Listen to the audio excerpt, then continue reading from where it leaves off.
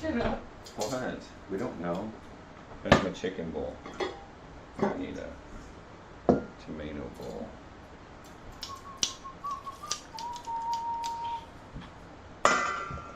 Today we're going to make chicken parm. We're continuing on with our pasta. I figured out that pasta alone is going to take up pretty much the whole week because I was at the grocery store today walking around and I was like, oh, this would be good, and then it just kept compounding from there. So I think what we're going to do is we're going to hang out in pasta and then probably push back and do grains half of next week, because grains is, it's pretty much the three major grains is like your oats, and then you've got your rice, and then you've got your seed grains, which are like couscous, and because I want to touch on those things because they're popular, but a lot of people eat them and they don't know, other than most people that eat couscous, they just make it and they serve it as a side dish. But I want to show you different ways you could take it and put it into dishes so that it does the same thing as other fillers, but a unique way of doing it. There's a couscous enchilada, pulled pork couscous enchilada recipe that I have worked on for probably 5 years that I want to do next week.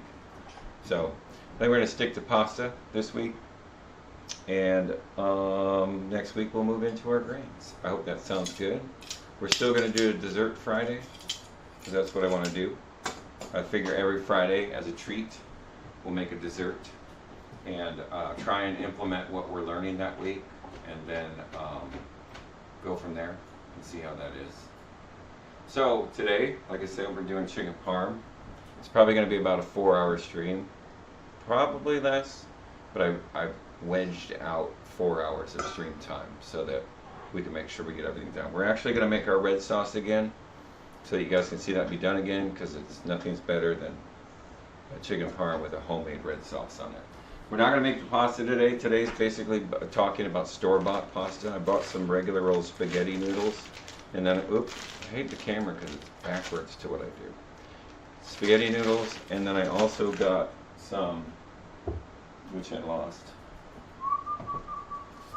the stuff that you find in the refrigerator section, the fresh pasta, because in a pinch, if you're not making the pasta or you don't have the equipment to make the pasta, this is your choice number 2, is to get the fresh made pasta that's usually in the cheese section, and they have all different types and sizes, and they've got raviolis, and so we're going to show you how to cook that today, because that's a lot like fresh pasta. It cooks really fast, and then as opposed to hard pasta, which just takes, hey, Drea.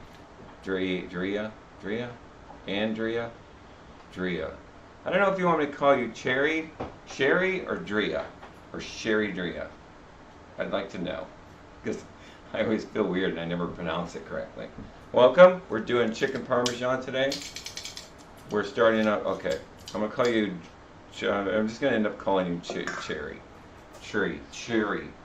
I am Suki. Tastes good also. Hey, what's up, Suki? How's it going? How's the sound? Yeah, we need to know how the sound's doing, because we changed it a little bit. I can hear just fine. Excellent.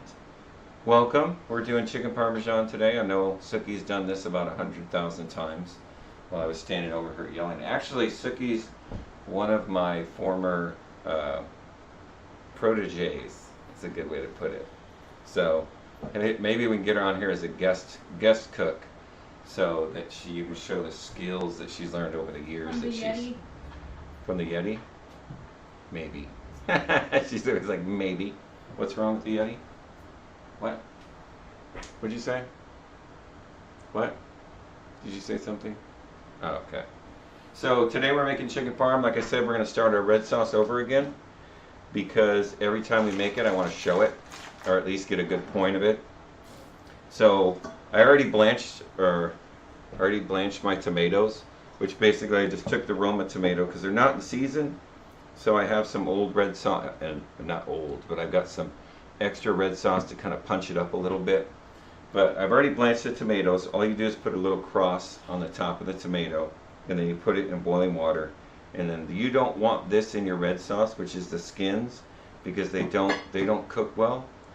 Red looks good on you. I'm used to the white coat. I know. I've had that. Somebody else said that too. I don't know. I think it just makes my face look redder. So I look like I have diabetes, or my heart's gonna pop. But hey, I'm a low-key ginger. So we're gonna peel our tomatoes. We're gonna get rid of the skin. Skin's good for nothing other than stock. You can definitely use it in a vegetable stock. You can actually use it in a beef stock, but you want to beignet it. I think that's the right word. I believe it's beignet, where you put it in a... Santa Claus? Huh? Yeah, Santa Claus. That's funny. Hey, Rex. How's it going? Welcome. Chicken parm.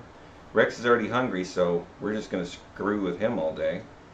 So we're peeling our tomatoes, because we're making our red sauce from scratch again, just like we did on Friday of last week. I love the white coat, but he only wears them for show. He doesn't wear them when he cooks because he's messy. I am not messy. I am not messy. But a white coat is dangerous in a normal work environment, because you don't think about it, because you're so used to doing stuff, and then you end up like, you always like rub your shirt, like, oh, I got something on my hand, it goes right to the shirt. And those habits are hard to break. And when you have a pristine white chef coat, that picks up everything. You're like, oh, you're dumb. One time I was making, Don't lie to them. About what? Lie to them about what? What? I don't know what you're talking about.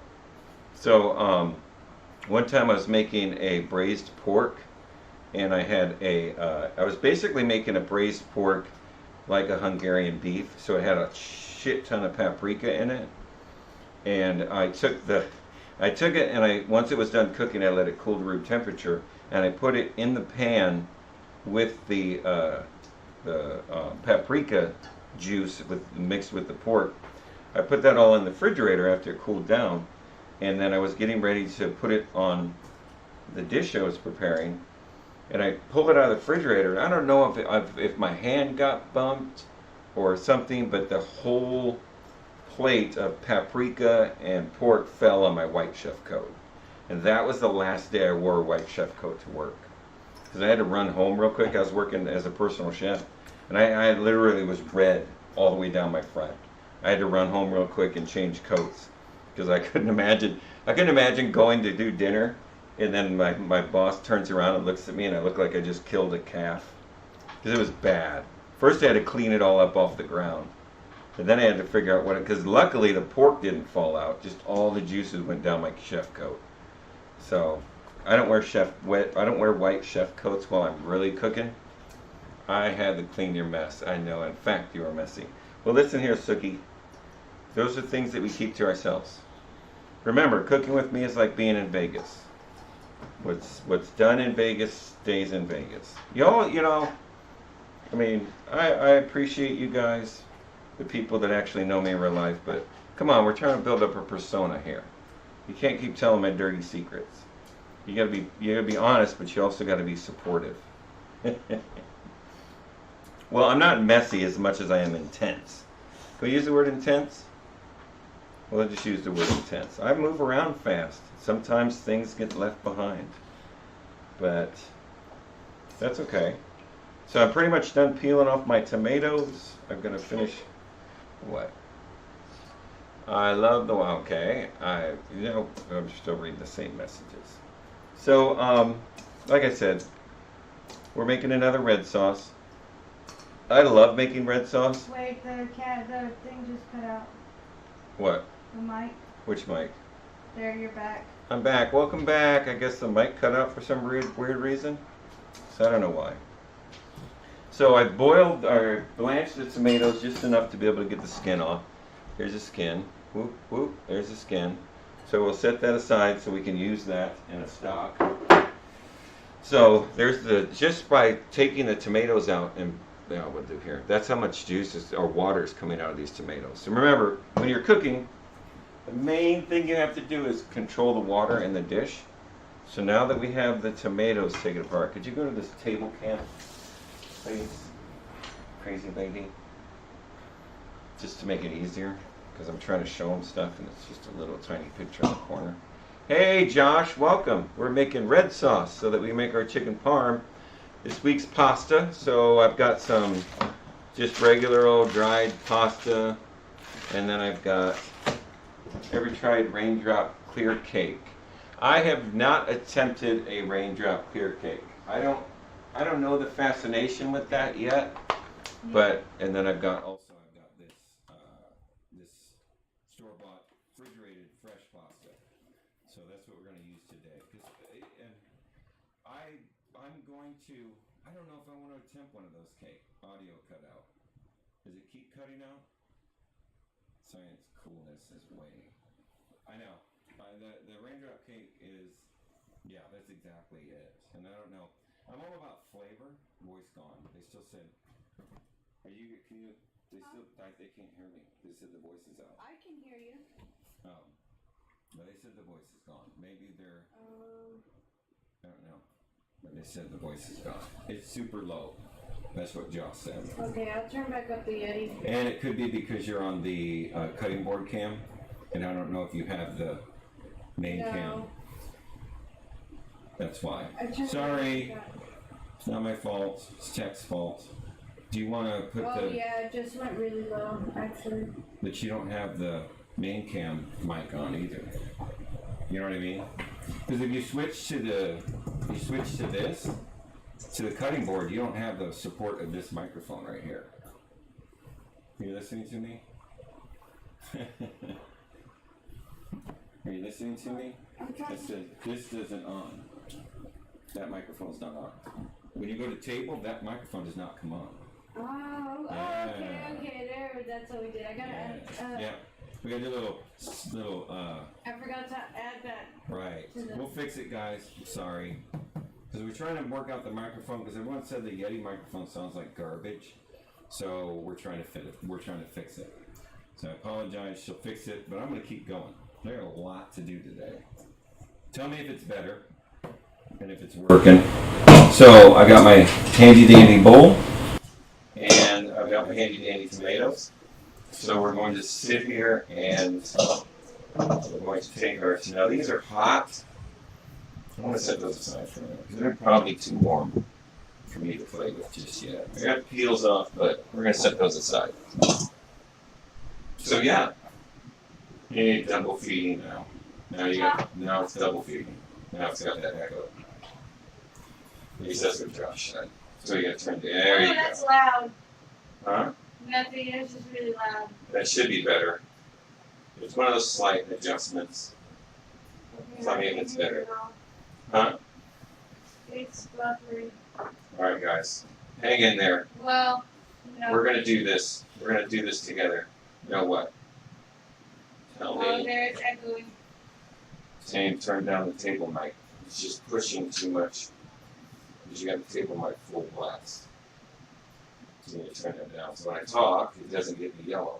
Turn it down, turn it down, turn it down, turn it down, so it doesn't get me yellow. There you go. That should be good. I think we killed the echo. Let me know. Yeah. Mics are a pain. Best bet with multiple cameras is some kind of wireless mic. I know I'm looking into the lapel mic, so that, but I think it's like $200. So as soon as I find $200 under a magical cauldron full of gold that a leprechaun has misplaced, then I will get a lapel mic.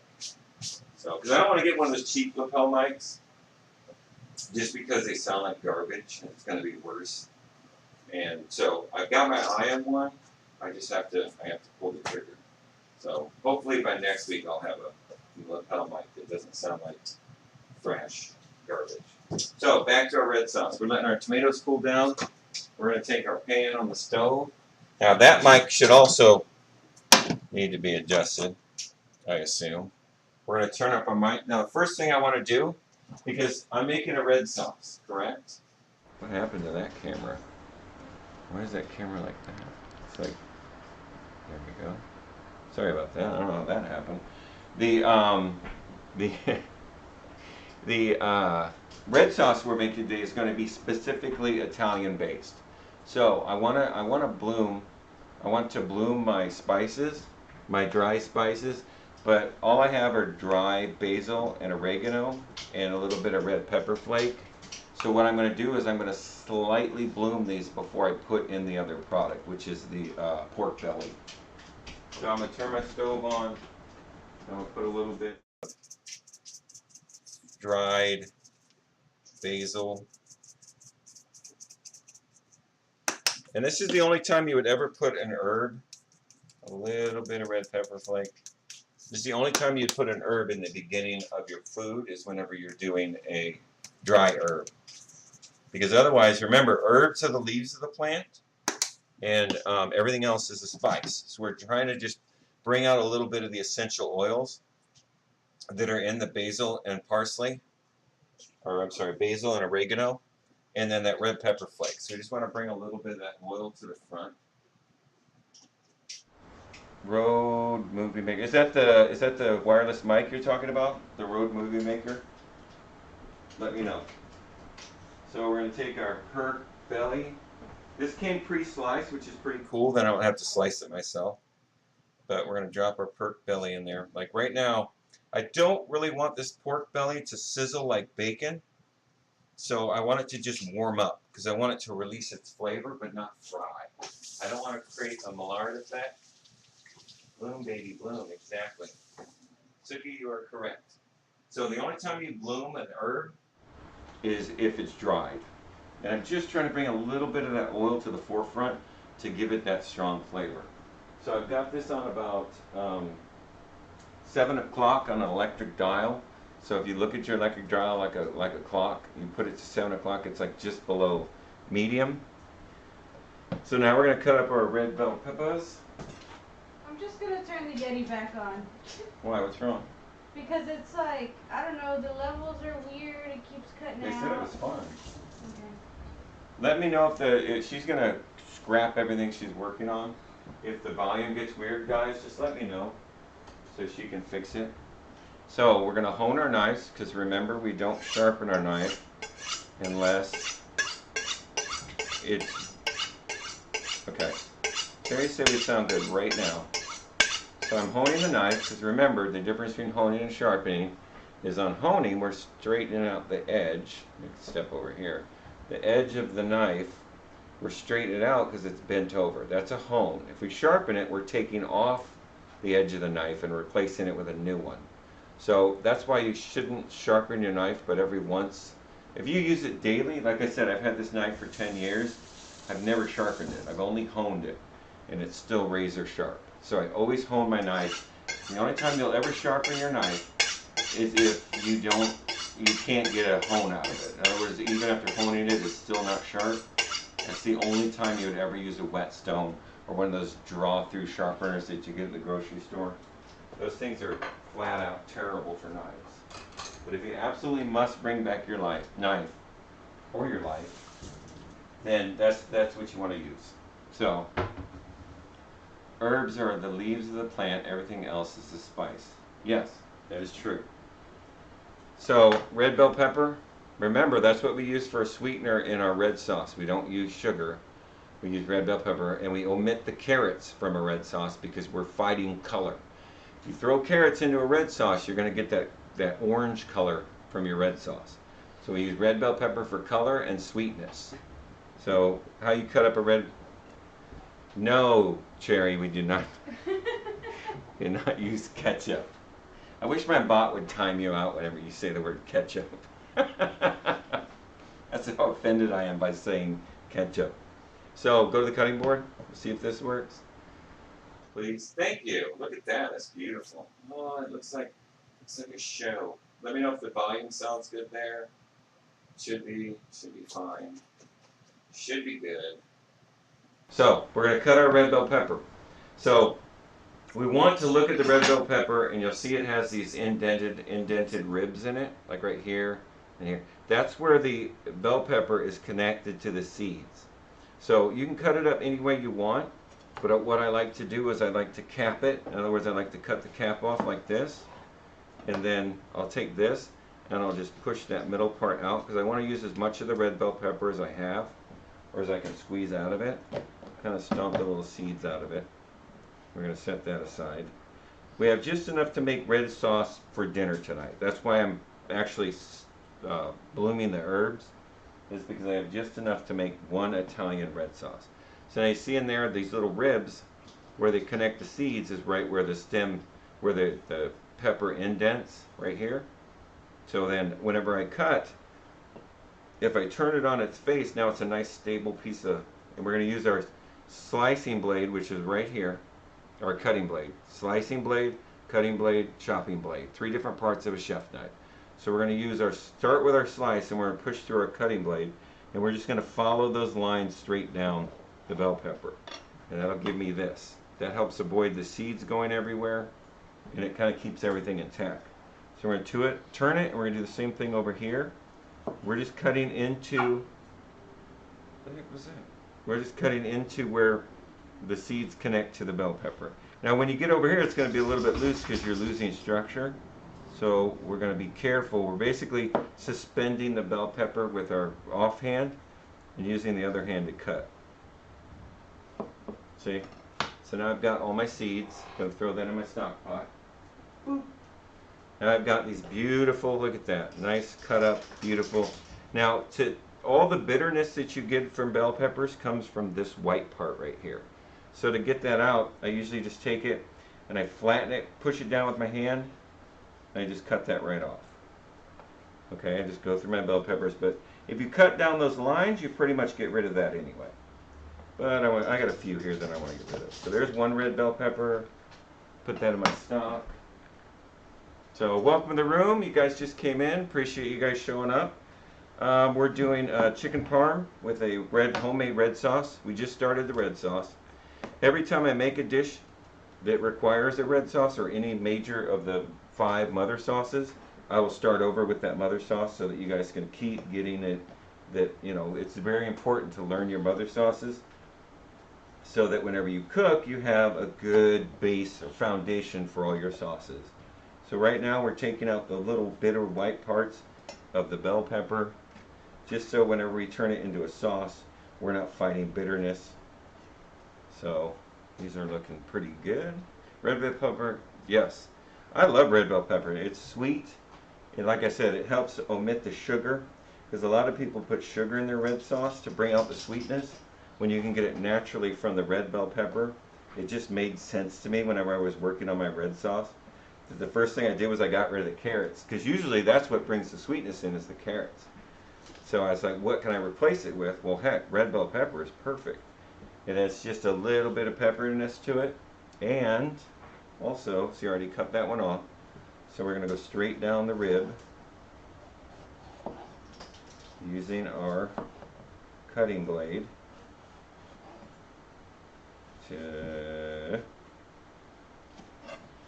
Yeah, you can also do it by laying it on its side and run it this way across the pepper.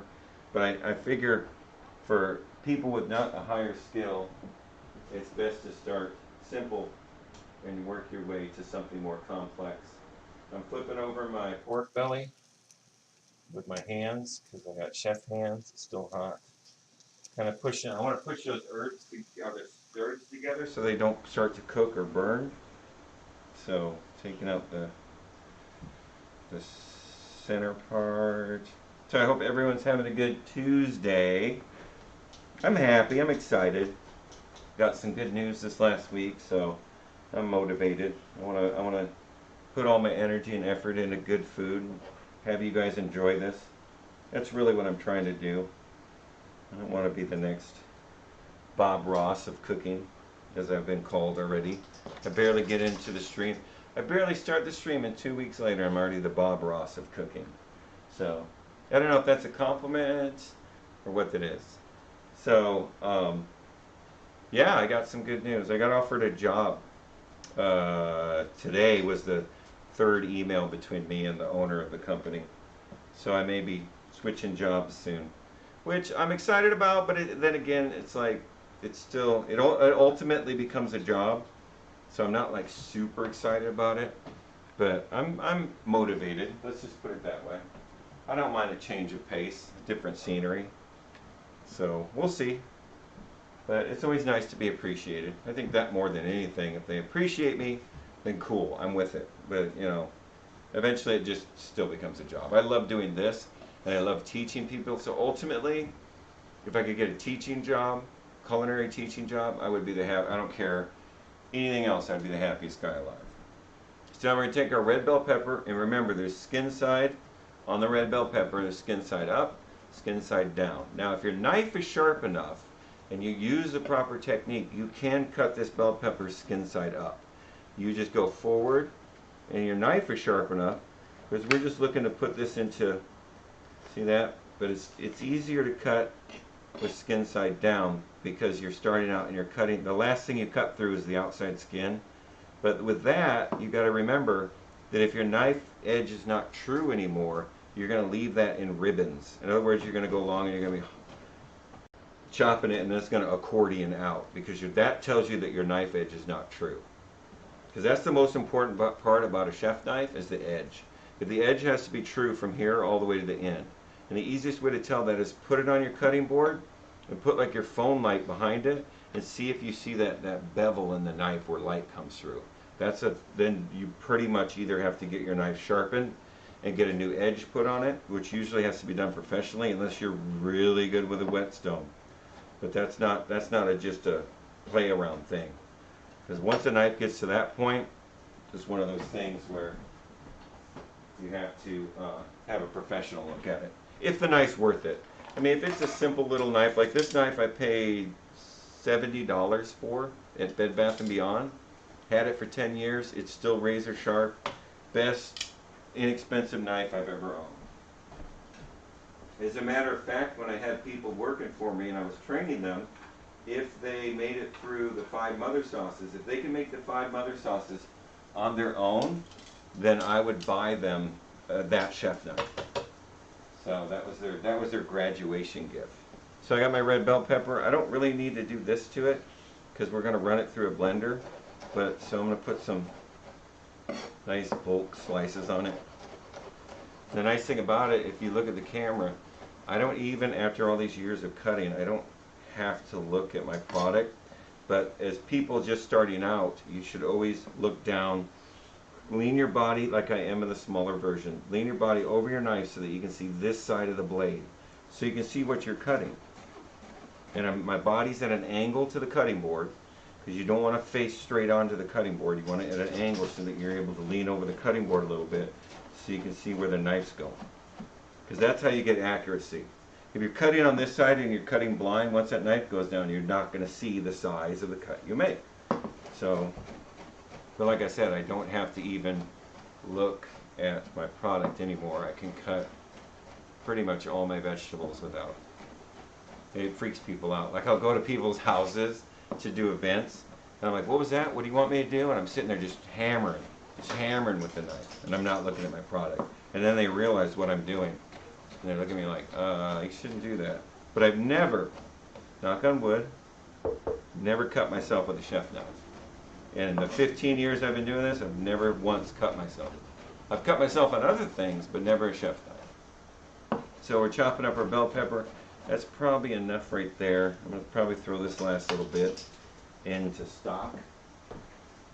So I'm going to take my red bell pepper, I'm going to throw it in with my pork belly and my spices, or my herbs, I'm sorry. And we're going to let that soften up a little bit. Then we're going to move on to our human blood and natural, yes, human blood is a natural sweetener. Yes, it is. What's that? Nothing. Okay. And then we got some celery. Now remember, the celery, like I told you guys before, the celery, the best part of the celery, what? I'm at the stove. The best part of the celery is the heart of the celery.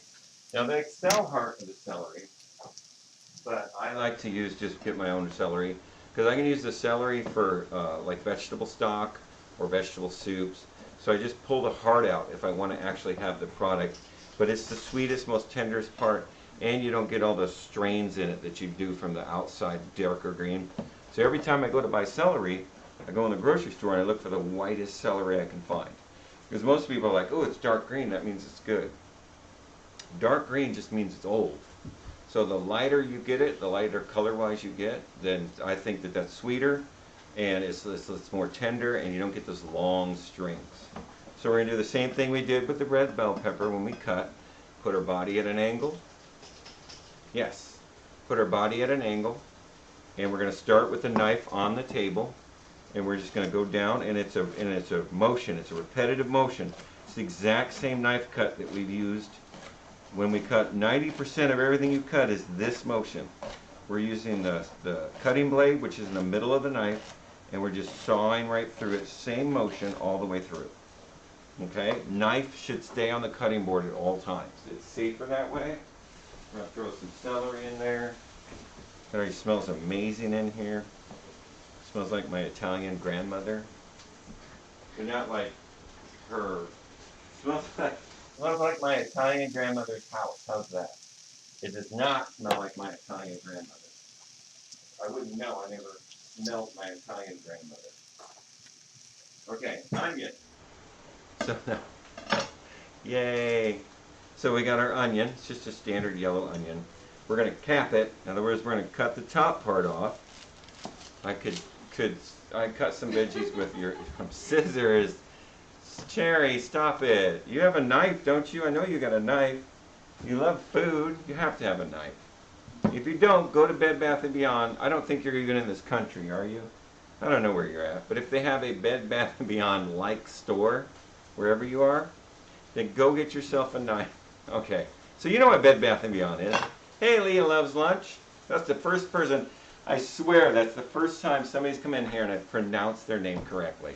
So I should get a clap or a cheer or a follow. That would be nice. I pronounced your name correctly. Yeah. Where's my follow? Because that's the first time. That's the first time I've ever done that. I said it fluently too. So that was nice. So we're gonna check back on our stove to make sure our bell peppers are getting soft. Like I said, I had a knife, but then scissors are, no, they're not quicker, Cherry. Scissors are not faster. They're not even more convenient. They are probably safer because I don't want you cutting free in the air when you're chopping stuff up, but please. Okay, so we cut off the cap of our onion, and now we have a nice stable, it's not going to roll in our hands or anything like that.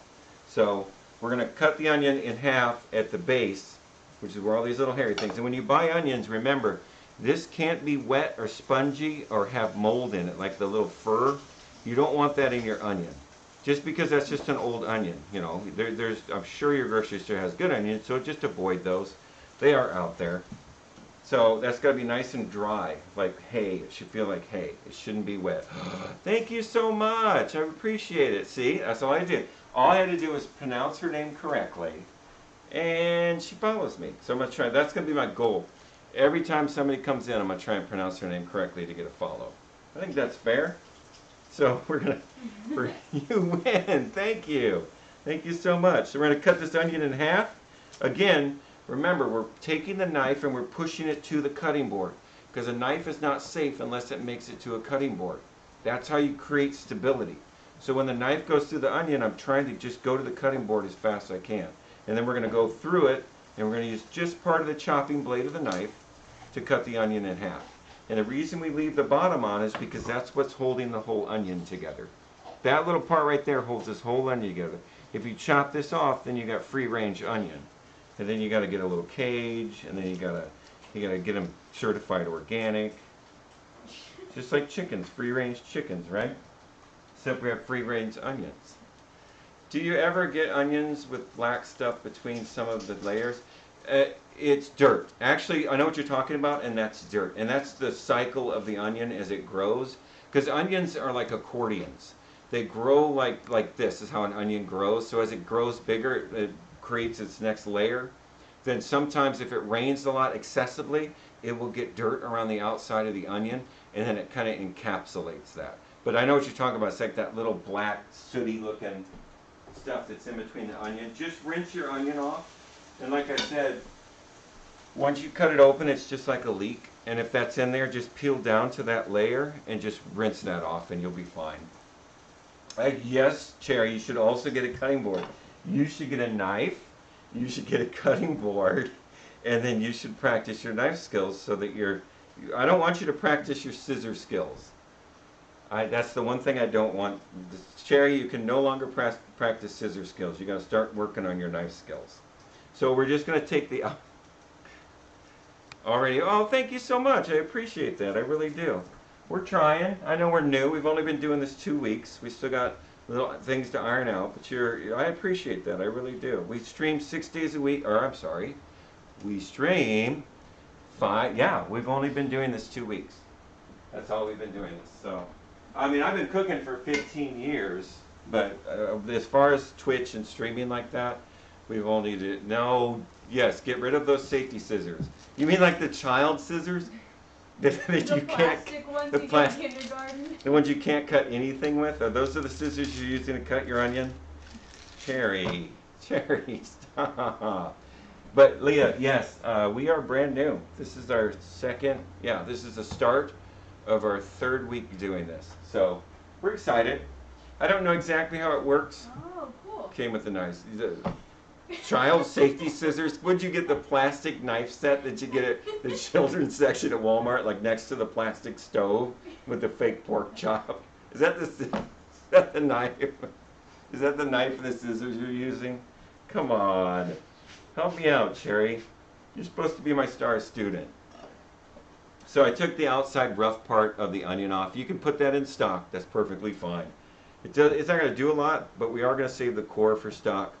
And now remember, the reason that onions make you cry when you cut them is the onion is, all vegetables have a self-defense mechanism. They don't want to be cut up and eaten. So, yeah, well, I know, but not a star student. You can be there. Trust me, Cherry, as much as you're in here, you're going to be a dynamite cook. I promise you. But an onion and all other vegetables have a natural defense mechanism that they release a gas to protect themselves from being eaten. So that gas gets into your eyes and it turns your tears into sulfuric acid, or at least attempts to turn them into sulfuric acid, and that's what makes you cry. So all you can really do, I mean, they have those weird goggles that you can put on. I pimped you out in my Discord. Thank you. I appreciate that. You are my rock star. Yes, she is. You are my rock star. I really appreciate that. She's a bigger supporter of you than I am. Yeah, you're a bigger supporter of me than my tech, because my tech just talks garbage to me all day long. She's like, you're not good enough. You can't do this. So I got my onion, and the onion, it puts out, like I said, it puts out a gas, turns your tears into sulfuric acid. That's what makes you cry. So, and like I said, they have these weird goggles that you can put on your face. I have a behind-the-scenes garbage tech too. I know, I don't understand it. It's like, that's my support group. Do you see her? She's flipping me off while I'm trying to do my job. She's throwing stuff at me. You can't let your head get too big. Yes, you can, just a little bit. So the only way to combat onions and making them cry, because I don't cry anymore when I cut onions, because I've cut so many onions that I think I've grown an immunity to it. That's the only thing I can explain. That's the only thing I can understand, is that I've grown an immunity to it. But so I can cut up my onion and it doesn't make me cry. But for people that have that sensitivity, if you put it in the freezer, it will basically condense the water that's in that gas and make it harder to reach your face. That's basically the only way you're going to keep from crying. Texts are trash. Yes, Dana, texts are trash. I know, as I am one. That's my other tech. But he's usually more supportive, because I feed him. Whenever we're done with the dishes, texts get the food. So they're pretty excited. So we're going back to the stove, we're tossing this around. We're just trying, like I said, we're just trying to soften this stuff up a little bit. We're not really trying to do much to it, because it's got to simmer with the tomato sauce. So I'm going to take my handy dandy lid, which I don't know what I did with. Oh, there it is. Take my handy dandy lid, and I'm just going to set it on top of the vegetables just to create a little bit of steam, so that the water that the vegetables are releasing right now will kind of come back in and start to soften up those vegetables a little bit. She doesn't have me on stove cam, but trust me, over there on stove cam, that's what I did. I just threw it That there. is way too small. Yeah, I know. Don't make fun of my lid. It's not the size of the lid that matters. Oh my god. Okay, so we're going back to our onion. So we're going to get some onion in there. I kind of farted around a little bit. So when I cut the onion, I'm doing the same thing. I want to get the tip of the knife to the cutting board. So I'm going in with the slicing blade, putting it to the cutting board, and I'm just going through it. Just go in, draw out, go in. My only objective is to get that knife to the cutting board, because that's what makes it safer. A free range knife flying around in your hand, you will end up. Food processors are great, they really are. I had one. Oh, I had this amazing, I spent like $400 on this food processor, and I took it to the restaurant that I owned, and one of the employees broke it in a matter of like 5 days. It was busted. I was so mad. I was like, so I did like any good red-blooded American did. I took it back to Bed Bath & Beyond. I said, hey, I found this, it was broke. Yeah, and I got another one. So, yeah, I know, that makes me a jerk. Same thing, knife to the cutting board, and then we push down through the onion, okay? It's the same cut on every vegetable. It's the safest way to cut. Because if your knife is flying around in the air like this while you're trying to cut, if it hits a hard spot in the vegetable, and with your other hand so close to what you did, it's very difficult to not hurt yourself. So we get the cutting board, and then it's like the old scissor cutters. I don't know if I'm going to guess everyone's age, but in school you used to have this old guillotine paper cutter that you would just go ha ha ha, and then all your fingernails would get chipped off. But that's basically what you're recreating whenever you cut with a knife. You want to get your knife to the ground and then push down. All your knife cuts start with it touching the cutting board and then going through. Touch the cutting board. And it's super important that you work on those skills so that you can get speed. Without skills, you have no speed. So if you want really proficient, clean knife cutting skills, start with just that simple motion of getting that knife to the cutting board first, then making your slice, cut, or chop. So we're going to put our onions in here, along with our red bell pepper for sweetness. Throw our onion in here.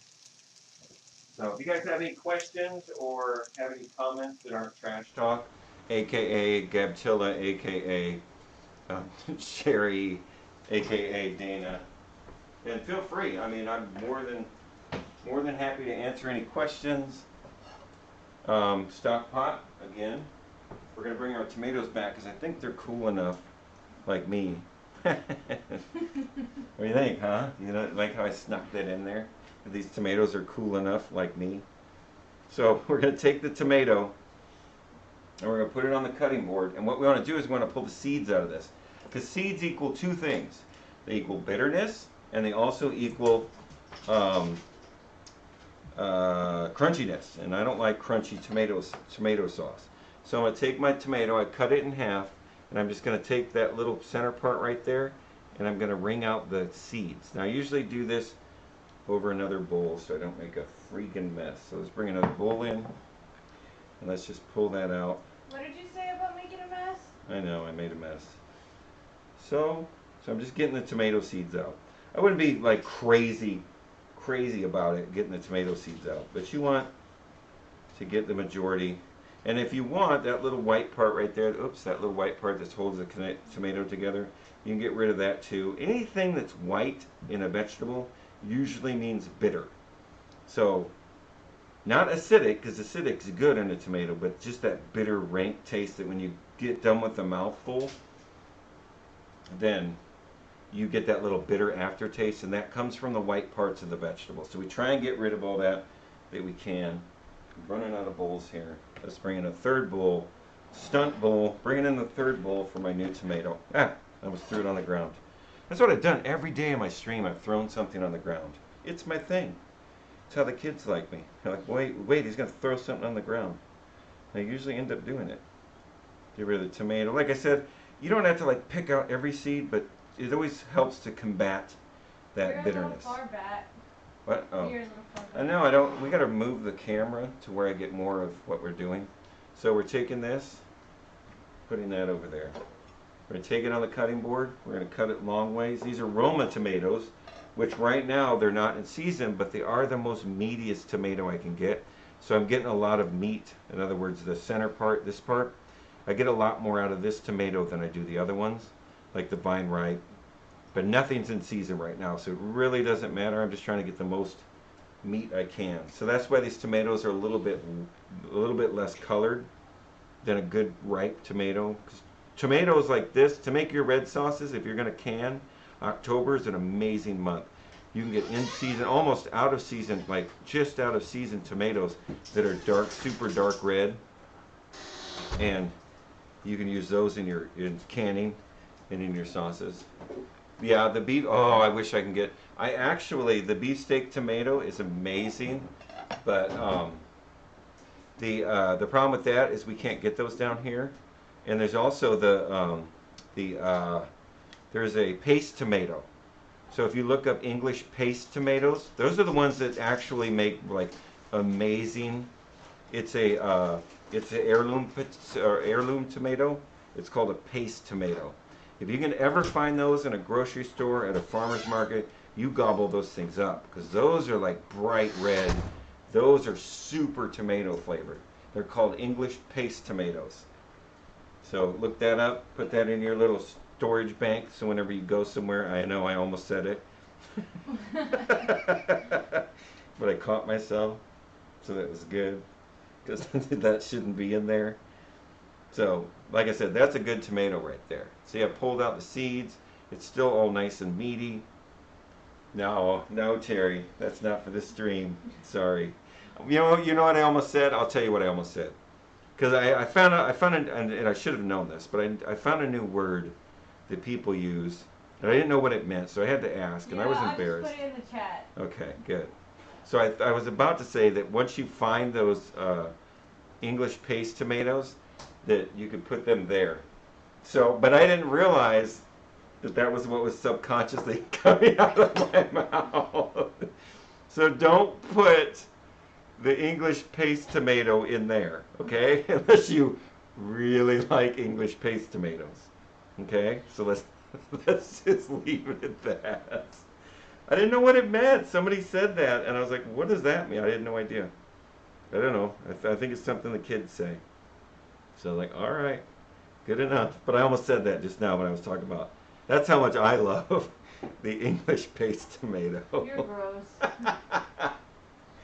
So anyway, like I said, we're cutting our tomatoes up. We're not putting them in there, just because we shouldn't. Oh, that's great. It's funny because the tech caught it right away. As soon as he actually saw me about to say it. And I hear her going, she almost let me say it. So we're getting out the meat of the tomato. You just keep trying to grab the second one. Checking on our other vegetables. They're looking good. Like I said, we're just going to steam them a little bit. Ooh, it does smell good in here. I know, it smells great in here. So, and also by pulling this out, we're having a yes, I do.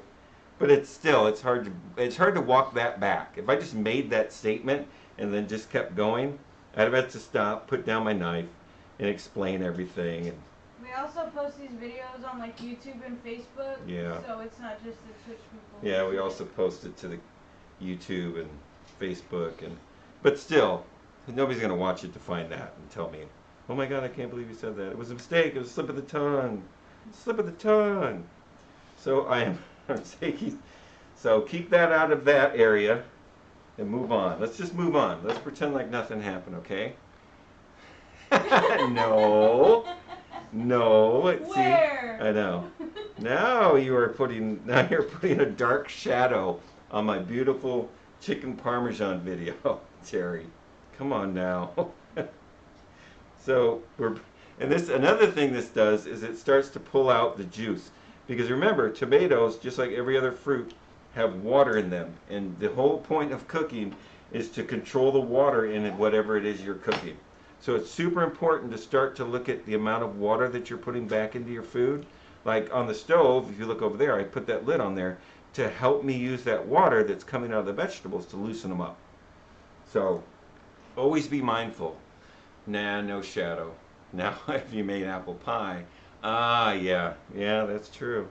That's true. No apple pie. This is an apple pie free zone. Hey, Ashley, welcome. We are making chicken parm. Right now we're working on our red sauce because we make that from scratch. And we don't put that anywhere but in our knowledge bank. We leave all other banks alone. Don't let Sherry convince you that we're putting this in anything but our knowledge bank. Okay? So we're taking out the, and we're trying to eliminate the water. Like I said, on the stove, you see, I've got my vegetables, and I'm usually utilizing the steam or the water that is coming out of the vegetables to help soften them up. And then once I get them to a point of soft, I can take the lid off and then let that water that's stuck in there release into the air. In other words, AKA steam them out to kind of, because tomato sauce, red sauce, is about controlling the water. That's why people make red sauce and they leave it cooking on the stove for like a day or two. It's they're slowly they're slowly wicking out the water that's in that red sauce. It does it, and that's what intensifies the flavor. Savings account. Yes. Put this knowledge in your savings account and leave it there. So, dang, Cherry's on fire today. I love it. That's great. Always is. I know, but she's really launching off today. I appreciate it, Cherry. Appreciate conversation and chat. I really do. Because anyone that does stream knows that it's one of those things where if you can get people talking in your chat, then you have something to bounce ideas off of and conversations with. Because otherwise, you just feel like a crazy person trapped in a closet screaming at other things in the closet. So I appreciate all you guys texting and chatting in the closet. In my closet, I appreciate you guys texting and chatting inside there. I would talk more, but I'm working on an email. No, that's perfectly fine, Leah. I'm so glad you're in here. I really am. And if you have any questions or anything, you're just like, why the heck did you just do that? Because I always want to answer the question, why? Calm down, Cherry. Unless Cherry answers the questions, then I'm like, no. Then I start with a no and I work back from there. Take your scissors and your explanations back. I know. So I've got all this gunk in here and I've got a little bit of the red sauce still in there. So I want to take that red sauce and I want to put it in with my tomatoes. But if you look, oh, good. I don't know if you're saying you're doing awesome or you're saying I'm doing awesome. Either way, great. Suki just said, doing awesome. Unless that's a guy's name. Are you the one who told me about the knife sharpening?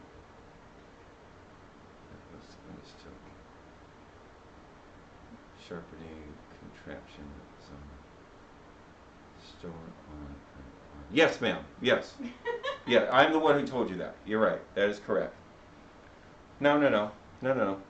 Or no, that was me. I remember exactly. Yep. Yes, ma'am. She said it was in Salty Stream. Yeah. I went into Salty Stream and I was just sitting there and he was busy, so I was just trying to field whatever questions came up. I was trying to answer them to just kind of help out. Because I'm super big about answering why questions or knowledge questions. So any opportunity I could have, I was just answering questions that were popping up in chat. So he didn't have to stop doing what he was doing. Oh, thank you, Suki. I appreciate it. So, you see, even after I peeled all these tomatoes, I'm still getting a lot of water. Where's the bowl? I'm still getting a lot of water in there. So I want to get rid of that water. Because remember, this is about controlling the water in the product. So I'm going to take this heavier. So you have one of those sharpening contraptions. If yes, can you show us? I do not, because I don't sharpen my knives. I only hone. But I can certainly send you a link to one, and then also videos on how to use them. There's only one that is of any worth. I mean, realistically, don't get the ones at the grocery store that are like plastic and have that weird pull-through method, because that just destroys your knives. What are they called? It's I'll have to look it up. Okay, the name escapes. Yeah, she was gonna look it up and post it, but it's just basically it's a knife sharpening. It looks like it's self-supporting and it has rods. It has rods that go like this, and it's like expensive. I'm like copying her comment and seeing what Google will get out of it. The gift to, okay. I do not sharpen my knife. I don't. I've had this knife here for 10 years and I've never sharpened it. And the reason I don't sharpen it is because... Is it one of these? Hold on. Hang on, she's going to show me. The reason I don't sharpen my knife... No, that is not it. Okay. No, it's got like sticks. It's got like opposing sticks. The reason I don't sharpen my knife is because a knife doesn't need to be sharpened unless you lose your true edge. In other words, if this edge that's running along your knife, if it's not flat from back to front, if there's like a dip or a bow in it from it being honed too much or sharpened wrong, that's the only time I would sharpen a knife. Yes, it's called a jig. A jig? Knife sharpening jig. You are correct. So the only time I sharpen this knife is if I lose my true edge. Otherwise, I just hone it because a knife will come back to being sharp if you just hone it. Sharpening it on a jig or a stone, that's somewhat it. How much is that one? That one is $30.99. Yeah, that one's a good low-cost one, but there's one that has two sticks that are up like this. Okay. And it uses pressure, so you don't have to know, because every knife blade has an angle on it, so that other one, you don't have to know the angle because it self-adjusts to each knife, because each angle has a different degree of angle to the blade. So the other one, it does it automatically. But that one's decent, but you've got to know your angles. We'll post links so that you guys can look them up. But no, I've never sharpened that knife. And it's as razor sharp as any knife in anybody's kitchen. Because I only hone it. I hone it every time I use it, but I've never sharpened it. Now I just got that knife at Bed Bath & Beyond for like 70 bucks. So I love it. So we're going to check back on our veggie veg. It smells amazing. I'm going to go back. Oh, she went right to the stove cam. Look at her. I was working with a young lady and I was teaching her how to make red sauce. And she referred to this point in the red sauce, she referred to it as the hot garbage stage. So this is where everything in the pan looks like hot garbage. So we're going to add some garlic to it. I love garlic. Because remember, garlic is an oil, and if you put it in a hot pan, it will instantly burn it and turn it bitter. I should get better about honing. Yes, honing is super important for knives, especially decent quality knives. Honing will save you every time, and you should do it every time. Here, I'm going to give a quick honing demonstration to Leia, so she gets an idea on how to do this. Now, a hone, there's diamonds, there's all types of hones, but there's also a sharpening hone. And you don't need a sharpening hone because that will take the edge off of the knife. So, here, let me show you. I'm not sidetracked because I actually have the sauce doing exactly what I want it to do. Actually, let me do this real quick. Where'd my tomato go? I'm going to take my tomatoes and I'm going to throw it in here. And I'm going to let this simmer. Simmer. Oh, you know what I just did? Don't look, guys. Did I do that? I did do that. I put the camera away. Wow, I can't believe I did that. Oh well. I can't believe I just did that. I was distracted. Nothing happened. Everything's cool. Everything's cool. Shut the cameras off. Everything's great. If anyone saw what I just did, then we're just gonna say that that didn't happen, and you're not that type of person. But we're just gonna leave that alone. Sherry, be quiet. She said BRB. Oh, thank God, Sherry wouldn't hear when I did that. I know, she would have got off. Jeez. So, what we want to do right now is show Leah how to hone a knife. Let me get a piece of paper real quick. Okay, I will. I think I got one right here. I do. All right, I got a piece of paper. All right. I know. So I got a piece of paper and I'm going to fold it in half so I can do a visual demonstration. Did you want me to put it on the table? No, right here's good. So let's say that if you look at your edge of your knife and it's super up close, that's what the edge of your knife looks like, right? Wait, I got to turn it there. That's what the edge of a knife looks like, correct? Okay. So after using the knife, it eventually, because you're using it to cut stuff, eventually the knife, very end of it, the very tip of the blade, starts to do this. It starts to curl over. Okay? So we got this, and then this is what the knife looks like whenever it's dull. And all that means is the knife's edge isn't no longer at the bottom, it's hanging off the side. So the actual edge is over here now, on this side of the blade. But that's what it looks like if you worn your knife down to where it's not cutting through stuff. So, are you with me, Leah? Because this is the important part. Let me know you're here. So that's what an edge of a knife looks like that's dull. Okay, so what we do is we take our hone, let me turn it this way so you can see what we're doing. So you see that, there's the edge of the knife, it's crooked. you take the hone and you're using the hone to straighten that edge back out.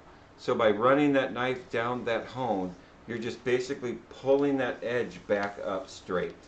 So it doesn't remove the knife blade. It doesn't tear off any of the actual metal on the blade. It's just used to straighten that hone back out. So that's the difference between honing and sharpening.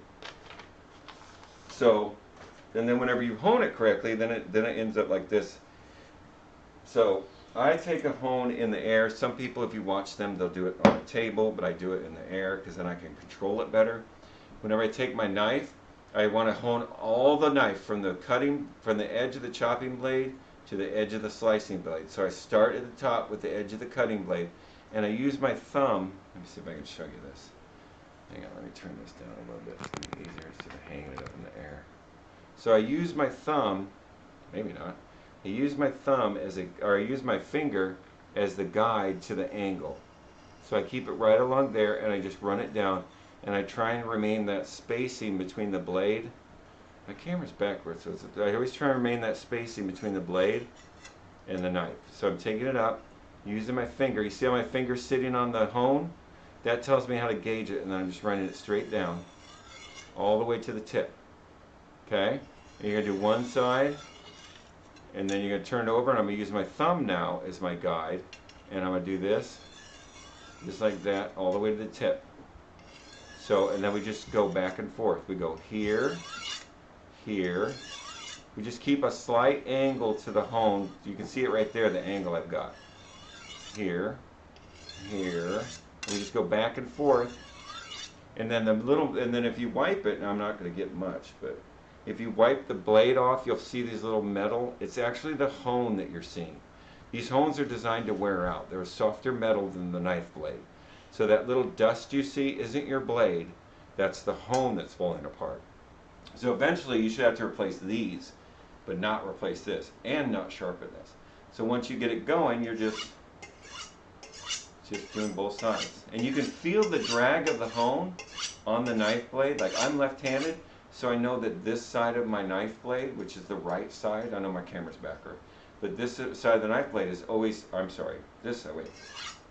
Yeah, this side of the knife blade is always tougher to pull down the hone because that's the way my knife blade bends because I'm left-handed. Because when I cut, I shift to the left. So the knife blade is going to curl. And if you're right-handed, it shifts to the right. So your first draw with the hone underneath your knife will be you'll feel more drag on that side. So that's how you do it. Every time you use your knife, hone it, and you should be good. You should never, I mean, unless you're just abusive to your knife, you shouldn't have to sharpen it. That's not your go-to first move. Your go-to first move is honing. Don't ever forget that. Because you can buy a sharpener, that's fine, but that's like once every 6 months to a year. And I used this knife daily for 10 years, and I've never sharpened it. So, there, that's your, yeah. There, yeah, you should. That should be with you at all times. Not all times. Not like you're at the bank. You know what I mean? You're the next security. But that should be in your kitchen at all times, and that should be the one thing that you constantly use to better your knife. Now, once you start honing, you will wear a bevel if you're not honing from the very edge to the very tip. You will wear a bevel in it. In other words, it'll be a low spot. And usually, I don't like lower APR. I like a lower APR. Exactly. Yeah, so take it wherever you go. Good things could happen. So whenever you wear that bevel into your blade where it's got that low spot, that's when you start to worry about sharpening it with a hone or not a hone, but a whetstone. And usually by then you should send it off. And there's knife companies that you can send any knife to. I know that Mac knives, you can send them your knives and they will professionally sharpen, re-tip them for next to nothing. So if you've got I've got a $300 Mac knife. But if you send them your knives, you pay for the UPS and it's like $15, $25 to get your knife sharpened. Well worth it. I mean, a good stone is going to cost you more than that. And they will come back and they'll re-tip your knife and they'll true your edge. So they'll take all the little tiny pits out of it and stuff like that. And they'll do anybody's knife. I have a professional knife place that I used to take my knives to every year, but they since retired. Yeah, they're really good knife smiths, I can't find any. There's a guy that comes to the place that I work and he sharpens knives, but I think he just takes them into his back of his little knife sharpening trailer and just holds them like this and runs them over a whetstone like this because they come back worse. I mean, he wrecked. I had a $350 knife that accidentally got stuck into the knives that were supposed to get sharpened. He wrecked it. I was furious. Actually, I had the knife. Here's the knife that he wrecked. I love this knife. Is heavy. This is like a butcher block knife, and he wrecked the edge on it. And once they do that, now I can send this off and get it rehomed. But since I've just been using it, but he wrecked this $350 knife. So I keep it as a reminder to never let anybody that works out of the back of an old UPS truck sharpen knives. Don't let him do it. Unless you might as well just bang your knife against the ground. Just when he hands it back to you, just start slapping it against the ground. Just like random UPS trucks? Or Yeah, just like an old retired. Oh, you're welcome. You're welcome, absolutely. But like an old retired UPS truck that has like 400,000 miles on it. That's the knife sharpener guy you want to avoid. Hey, Cherry, you missed absolutely nothing. Everything has gone off without a hitch. You'd be proud of us. So we're stirring up our sauce. We're going to turn the heat up on this a little bit. We haven't even got to the chicken. Oh, that's what time it is. It's chicken time, boys and girls. Now, I'm going to have a little cookie. Somebody made us cookies today. I'm going to have me a little cookie. And you say Tech is mean. I made you cookies. She did. Tech made me cookies today. That's very nice of her. So, we're going to clean off our cutting board. Now, here's a big lesson. This is big. Because once we get into the proteins, this will be your go-to move. So, if Suki's still in here, she's going to smack her head against the keyboard. Because I have... Hey, Donker, how's it going? Welcome, welcome to the stream. Appreciate your stop by. But if Suki's still in here, she's going to bang her head against the keyboard. Because this is the one thing that separates the way I cook chicken from everybody else. And you do it every Thanksgiving. And you should anyway. Most people do it every Thanksgiving and don't even realize they can do this year round. There's no reason not to do this. And you're going to get a science explanation. And you're going to get a giant... You're going to get a big chunk of what proteins are about right now. So whatever you're doing, set it aside and let's go over this because this is going to be repeated 1,000 times. Okay? So here we go. Everyone grab a pad, a pencil, and a paper. All the peas. Grab all your peas. I got to move my fresh herbs so they don't get chicken contaminated. So I went and bought some chicken breast. Boneless, skinless chicken breast. Okay? Now, chicken is a bland tasting protein. There's not a lot to it. It's not like the chicken has had an adventurous life in the woods fighting off bears so it could develop flavor. It's pretty much just sat around waiting to be turned into chicken breast. So there's not a lot to it. Now, you have white meat and you have dark meat, okay? The difference between white meat and dark meat, and this goes for all animals, the difference between white meat and dark meat is white meat on an animal, it uses less of that muscle to move around. Okay, Cherry, white meat is tasty, but I'm about to kick that up 1,000 times. When I do this, and I've showed people this, and I've explained this to them, and to this day I see them, like years later, like 10 years later, 10 years later, they still do this because it's the only way to deal with chicken. It's the only way to deal with turkey. Any fowl that flies in the air, this is the only way to deal with them. Okay? And turkeys do fly if you throw them hard enough. Just realize that. So don't tell me turkeys don't fly. You should have read out of my anatomy book so you would have known exactly why. The slow... So, if you look at a turkey, and he's walking along the ground, he utilizes his legs and thighs to do most of the work. That's what holds him up. That's what keeps him going. He doesn't use his breast because he's not a flying animal. So he doesn't use his breast to do any of the actual physical labor of keeping his skeleton off the ground. So just like human beings, it's the same thing. What happens is your heart's only strong enough to pump blood intermittently, but it can't make it all the way through your system and back to your heart again before you would run out of energy.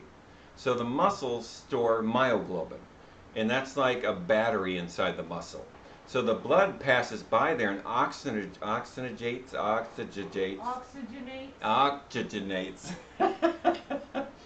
The blood passes by and oxygenates that myoglobin, and it's what's in the cell, and that's like recharging the battery in the muscle so you can keep going. That's how you're able to not pass out every time you walk around, because if you didn't have that myoglobin, yes, exactly, oxygenates. So the blood passes by and it fixes up the batteries that are inside your muscles so that you can keep going. The counter to that is that stains the meat. So whenever you look at dark meat, the reason it's stained darker than the white meat is because it has myoglobin in it. And that's what makes it softer, because it makes the water inside the chicken thigh and leg denser. Okay, so just like paint in a sponge, if you wring out a sponge that has water in it, it all goes out. But if you wring out a sponge that has paint in it, it takes a lot more effort, and it's the same thing with chicken. So everyone's like, I don't like chicken breast except for Cherry because it's always dry. So what we need to do is we need to emulate that myoglobin that's inside the thigh and the leg meat, and we need to do that to the breast. So the only way you're able to do that is with brining. So this is a wet brine. So we're going to take our bowl, and I'll explain what it is and how it works and why every time you should make chicken. And this is honestly the first thing whenever you go to make a dish you should do this, is you need to take out your chicken. And then we got some handy dandy chicken. What I'm going to do is I'm going to stick it on a different cutting board because I don't want this chicken all over a good cutting board. So just in case. So I'm going to get, now here's the measurements, okay?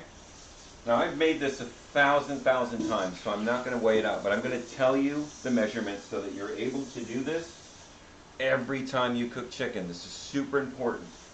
You're going to get some water. Now it's 1 gallon of water to half a cup of kosher salt to half a cup of brown sugar, okay? So it's 1 gallon of water to half a cup of kosher salt to half a cup of brown sugar. So I got some hot water for some reason. I'm not going to brine it. It's got to be cool water. Don't brine in hot water. So what this does is it's called osmosis, and I know you guys have heard of that term, but it does the same thing in chicken that it does in your water filter. And I'll explain that in a second as soon as I actually get cold water as opposed to hot water. So we're going to take and we're going to get some cold water. We got our chicken breast that's white because it has no myoglobin in it. So what happens when you cook it, the water will immediately start to leave your chicken breast because there's nothing holding it back. So we have to make the water inside the chicken breast denser than just plain water. Because remember, water is hydrogen and oxygen. So there's really not a lot to it. So we need to make it more dense so that it stays inside the chicken breast like paint in a sponge.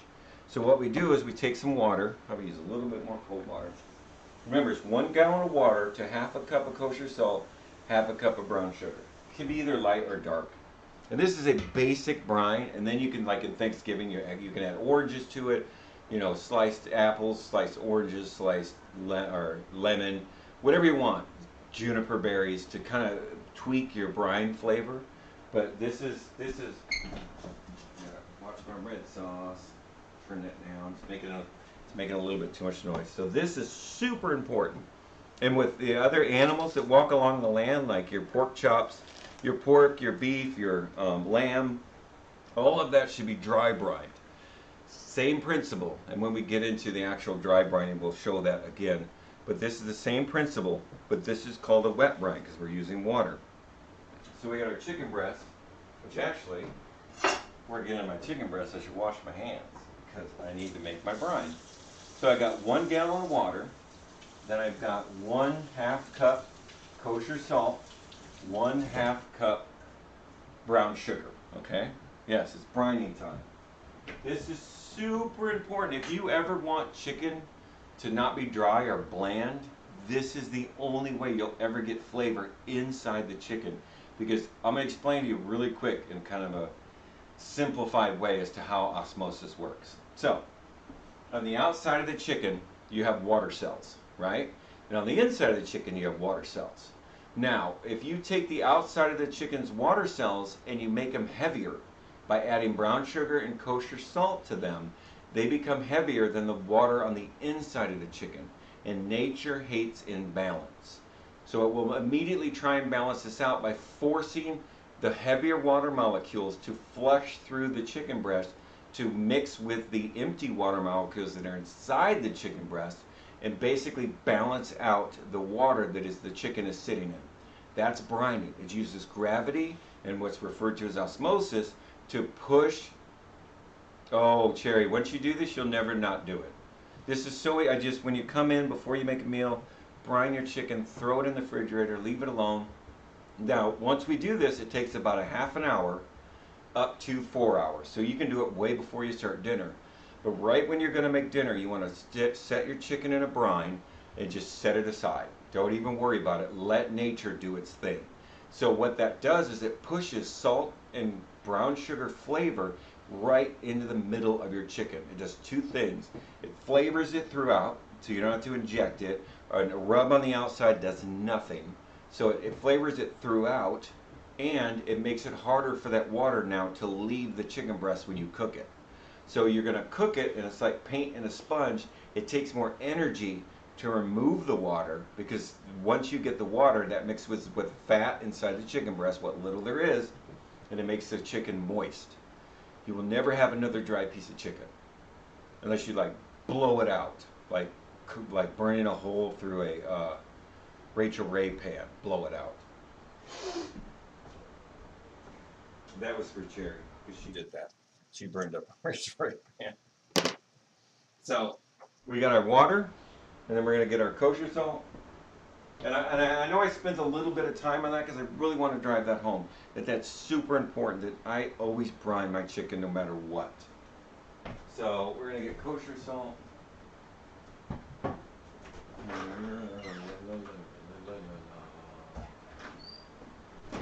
If you're not sure, start out with half of what you think. That's pretty dang close. And I got my brown sugar. So we're going to take our brown sugar. Mine's usually frozen. Your chicken is usually frozen like whole chicken breast, boneless, skinless. Because you can always stick that in the refrigerator and thaw it out. And you can actually thaw it out in the brine. So we'll be doing two things. One, it'll be thawing out your chicken, and two, it'll be brining it at the same time. So no excuses, Cherry. Even frozen chicken be a brine. And it will speed up the brining process, or speed up the thawing out process, because it's actually in salt, which always expedites the. So we're looking for, like I said, I've done this 1,000 times. So when you mix it, you want to mix it together, whisk it together. I destroyed my brown sugar. I open it up like a drunk guy. So you want to take your brown sugar and get your hands off, get a whisk. If you go back to my red sauce, it's doing good. It's cooking. That's not my red sauce. Look at that. Doing its thing. So mine usually froze. Hello. Aw, thank you so much, Leah. I really appreciate that. We're being hosted. Yeah, boys and girls. Yes, I love being hosted. So we're whisking our brine together. And when we get that to about where the sugar particle or sugar molecules and the salt molecules are pretty much gone off the bottom of the pan, we're going to take a little spoon and we're going to taste it. And it should taste, that's a fork, dummy. It should taste like seawater, like sweet, salty seawater. Which it needs a little bit more brown sugar. So it should have a sweet and salt, like not like gross seawater, but like fresh seawater. Like in the middle of the ocean, Titanic seawater is what it should taste like, not gross bay water. You don't want it tasting like bay water. You want a nice, clean, sweet, and salty flavor. It should have balance of sweet and salty. But if you just follow the recipe of 1 gallon of water to 1/2 cup kosher salt and 1/2 cup brown sugar, you're good. Then taste it. Always taste your brine to make sure that you're consistently within that realm of that sweet, salty flavor. Taste it, taste it. That's better. That's right where I want it. So I got my trusty handy dandy brine. I got my gigantic chicken breast. So we're going to clean up our chicken breast. Now look, when I do this, I use the same knife skills I use to cut my vegetables or to do anything like that. I pull this back, and I'm going to just take my slicing blade. I'm going to slice off that little piece right there. Now don't put that in your stock. That's just set that aside. I don't want to see that in Cherry's vegetable stock, because that's gross. So we're just slicing off that little tendon right there that connects the breast to the wishbone. Oh, not there's the wishbone tendon to the breastbone, that cartilage-filled thing. So we're gonna take it, and now a lot of people with chicken Parmesan, they'll pound this thing out flat, but I think that it basically destroys the texture of the meat. So what I want to do is I want to take this knife, and I'm starting on the inside where the breast is here, okay? And I'm going to cut right here, and I'm going to start sawing my knife into the chicken breast slowly, and I want to put it right to the end right here, and then I want to open up this chicken breast. That is a filleted breast, okay? Now, if you want to make this flatter, you can pound it out, but remember, we're making chicken parm, so I'm not too worried about it. I don't mind a heavier piece of chicken, but we could also fillet it again from the inside here. We could go this way and make it bigger and bigger. And if we were gonna like stuff it and then roll it up, we could do that, but I kind of like this right here. So I'm just gonna cut that off, and I'm gonna put that in my brine. I'm gonna put that in my brine. So, and this is a simple way to flavor chicken.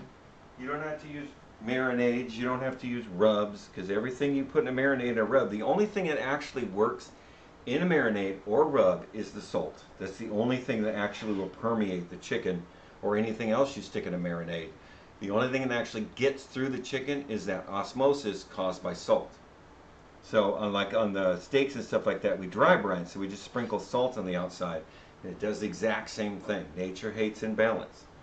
So we take this chicken breast, I'm going to carve up that little piece right there. Get rid of that. Throw that in the trashy trash. And we're going to take it with the breast side up. We're going to find that part where the wishbone used to sit. Take our knife off the cutting board. I wish you guys can hang on me. Let me readjust this so you can see. We're going to take our knife off the cutting board, okay? And we're going to, our hands actually equal or lower than the cutting board. And we're just going to start, we're pushing down with this hand so that we can keep the chicken stable and we're not moving around or missing our cut. And you feel, if you do this enough, you'll feel the right cut to where it's the even parts between the two. There. Cut nice and flat. You could actually, if you're feeding a lumberjack, you can actually just use this as your chicken Parmesan chicken. But this thing is huge. So we're going to cut that in half. Put it in the brine. Now once it's in the brine, it has to just sit in there for a half an hour. That's it. And it's ready to be cooked. Then you just normally cook it the way you would. You don't change the way you cook it. All you're doing is giving it that advantage of having heavier water cells inside so that whenever you do cook it, it doesn't dry out. It's that simple. It is the simplest thing you'll ever do to improve your cooking skills is brining your proteins. If it's a steak or pork, anything that walks on the ground, well, so like lamb or pork or pig or beef, if it walks on the ground, you dry brine it. If it flies in the air, you wet brine it. And that's everything. So chicken, turkey, like most people brine their turkey during Thanksgiving, it's the same cellular structure. So there's no reason not to do it whenever you're just making normal chicken. Same cellular structure. So quail, hen, Cornish game hens. The only reason some cook quicker than the other is because they're smaller and it takes less radiant heat to get through to the center, because a turkey breast is the size of dang near a whole chicken. So that's why it just takes longer. And actually by brining it, because you created a basic heavier water molecule, when they move faster. It's like the difference between an economy car and a semi-truck. So you get a semi-truck moving, it's harder to stop. It creates more energy. And actually a turkey on Thanksgiving that is brined cooks faster than a turkey that isn't. Did you learn all of this on the job, or did you study food science or cooking in school. Well, what happened was I went to culinary school, and they really don't teach you a lot in culinary school. It's kind of a basic idea of what food is, but it will only get you so far. And then I got a job at a convention center, and then I became a personal chef for 6 years. And whenever you become a personal chef, you can't cook the same food all the time because you won't be that personal chef for so much longer. So I had to constantly study, and I constantly had to learn about new cultures and new food, because for the first 2 years I worked for this family, I never cooked the same food twice. So I always had to come up with new ideas. And the only way I found to really cement those ideas is to break it down into logical terms. So I knew that a chicken, if I brined it, it was not going to dry out. And the chicken is cooked the same no matter what country you cook it in. So I could take this same exact brine chicken and I could make food from that from all over the world. All I had to do was learn about different cultures, and then I found out something else while I was doing this, while I was studying. It's one of those aha moments when you're like, holy cow, when things just click. Well, I found out that pretty much every culture in the world, as far as regional and country-wise, they only have a few things that separate them from other food. They only have a few herbs and spices that are distinct to their flavor. So if you just go in and use the internet and you search a region that you want to cook in, and you find out that they only have 3 or 4 majors, like Louisiana Cajun food, there's only 2 spices, that's cayenne and thyme. That's all you need in everything you make. Once you learn their basic techniques, because remember, that's what this is about. Yes, Rex, here, the chicken is now in the brine, but 11 herbs and spices. Well, 2 of those are salt and pepper, so let's back down on that a little bit. But honestly, if you put 11 herbs and spices in something, and you don't taste 11 herbs and spices, then what are you doing? Because there's no point in putting something in food that you can't taste in the end.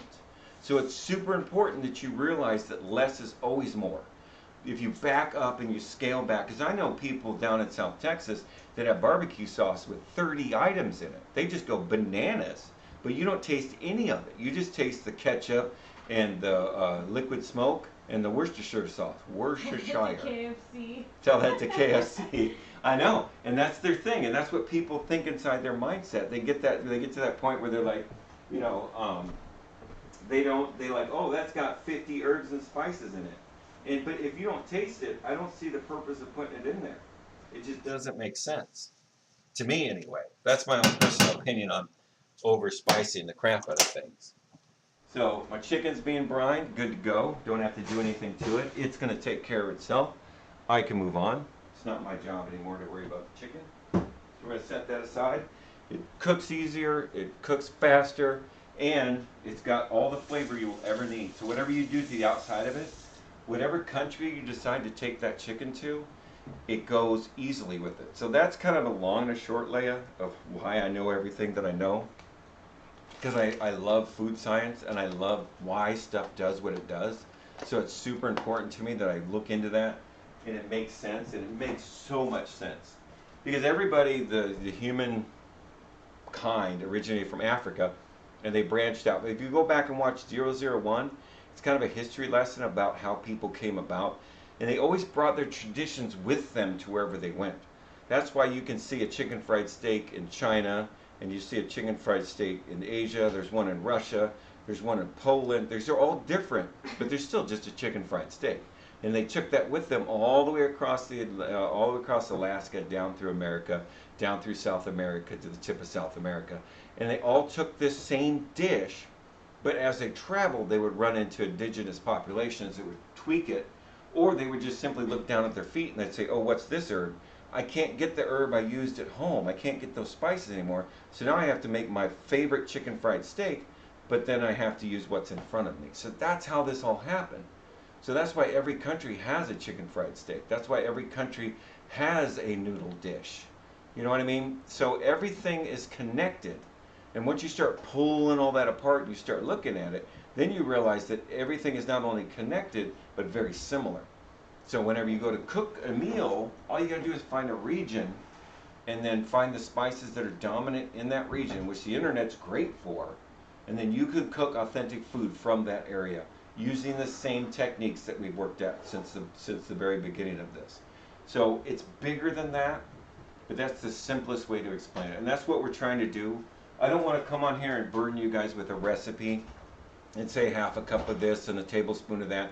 I want you guys to start becoming creative about it. I want you to start loving to cook food.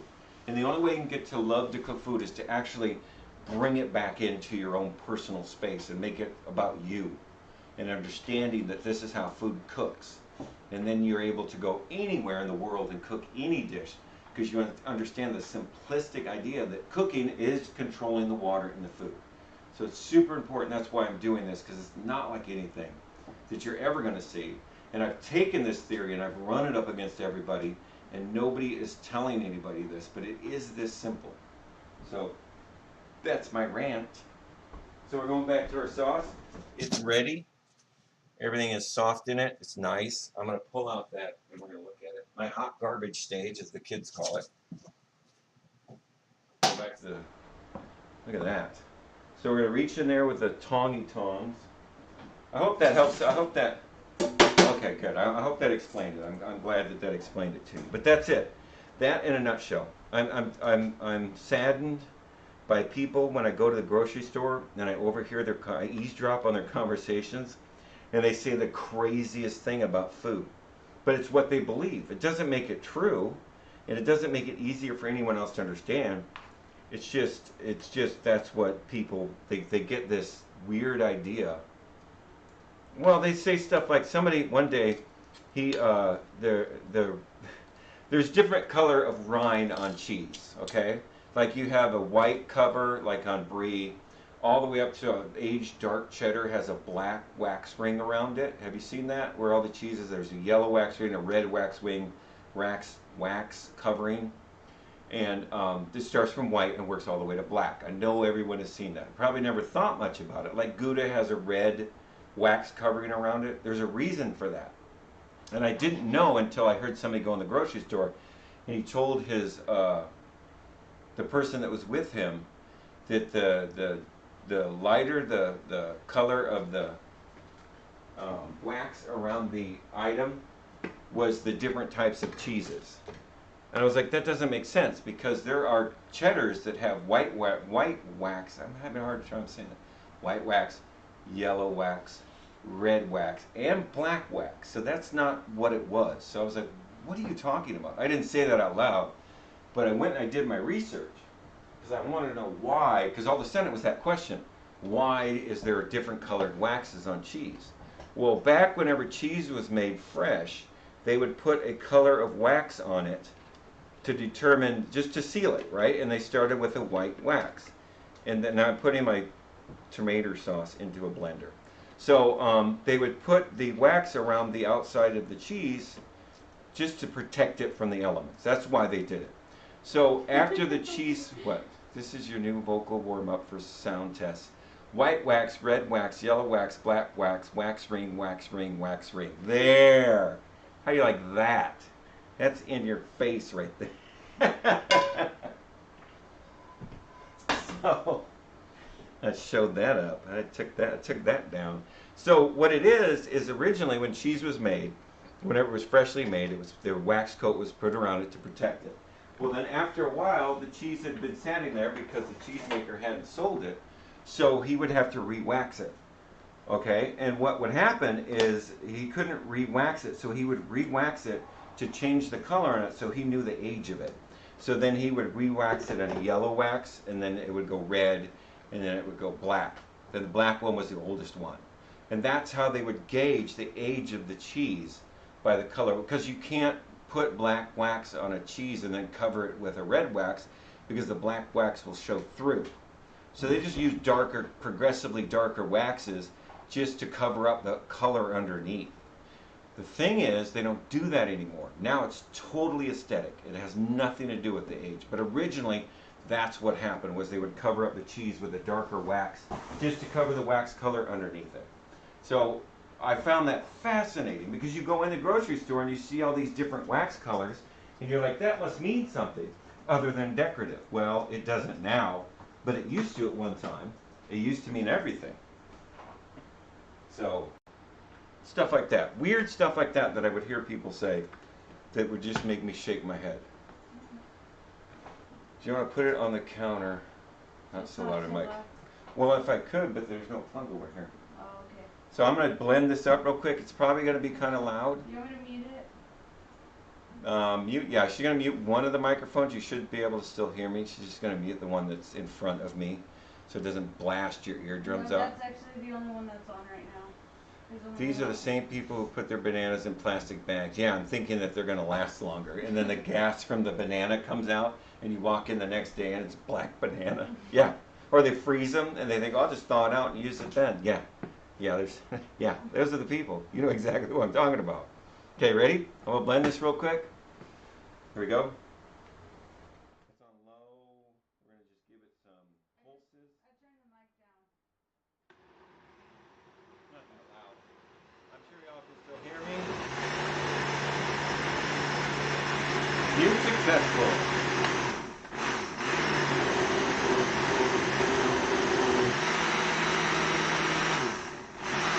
Really? All right. That's beautiful. All right, we're done with the blender. And all I did was I took the stuff that I made soft and I blended it up. But now, no matter what you do, and this is a chemical reaction thing, this is just what happens whenever you make red sauce. No matter how good your tomatoes are, when you get done blending them, they turn that orange color. And all you gotta do is put some heat back to them, and then when they cool down, they turn bright red. So they always look like that, all weird orange colored. And that's why I cut the carrot out. Because this is, if you put carrot in this red sauce, it stays orange. Because it's a carrot, and the carrots are orange. So I took the orange out by putting in red bell pepper. So remember, to this point, I have not added any salt or anything else other than the dry herbs in the beginning and the ingredients that I put in here. So there is no salt in this. And that's super important because you never put salt in your food until you're serving it. Because salt is a layer. And if you blend that layer into the food, they don't get that exciting pop of salt to begin with. So you never salt your food until the very, very end, right before you serve it. Right before you put your fresh herbs on, you sprinkle it with salt, and then you serve it. Don't put your salt in before that, because you're losing that specific layer, because that's what good food is about. It's about stacking layers of flavor. So let's not, I don't know why she's still in there. Okay. So we're going to put that back in our pan. Look at that. That is not the prettiest freaking red sauce you've ever seen. Look at that. We made that. You guys were with me through it all. I'm so proud of you. And then we just chuck that. That's that pork belly. I almost threw it on the ground. Because my trash can mysteriously moved. You So, moved it. now we're getting to the put together part, guys. We're gonna use the store-bought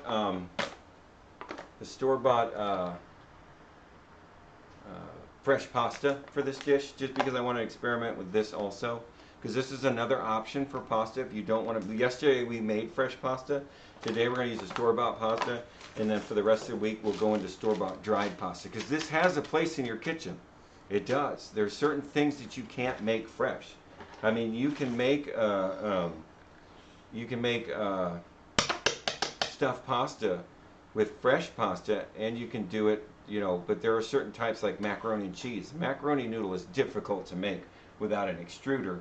And then you're spending more money on something that you can get the same basic quality through if you just buy dry. So don't think that making pasta that, you know, famous chefs don't use dried pasta, because they do all the time. They have to. It's just, it makes more sense. They hold up better in water. They use the gosh dang it, here's that word again. Salmonella flour, which is not like your all-purpose flour. It's more of a structured flour, so that it holds up. And all your pastas, your dry pastas, if you look on the back of it, number one ingredient, semolina, which is a wheat pasta. So we're going to be using dried pasta for the rest of the week. But for today and the chicken parm, we're using this. So we've got our chicken briny. We've got our sauce coming up to warm up. We've got our water back here that we cooked our tomatoes in earlier today. so that we could peel them. We're going to use that to make our pasta with. So all we have left to do is make our breading for our chicken parmesan. So I've got, oh man, you know what I have to do?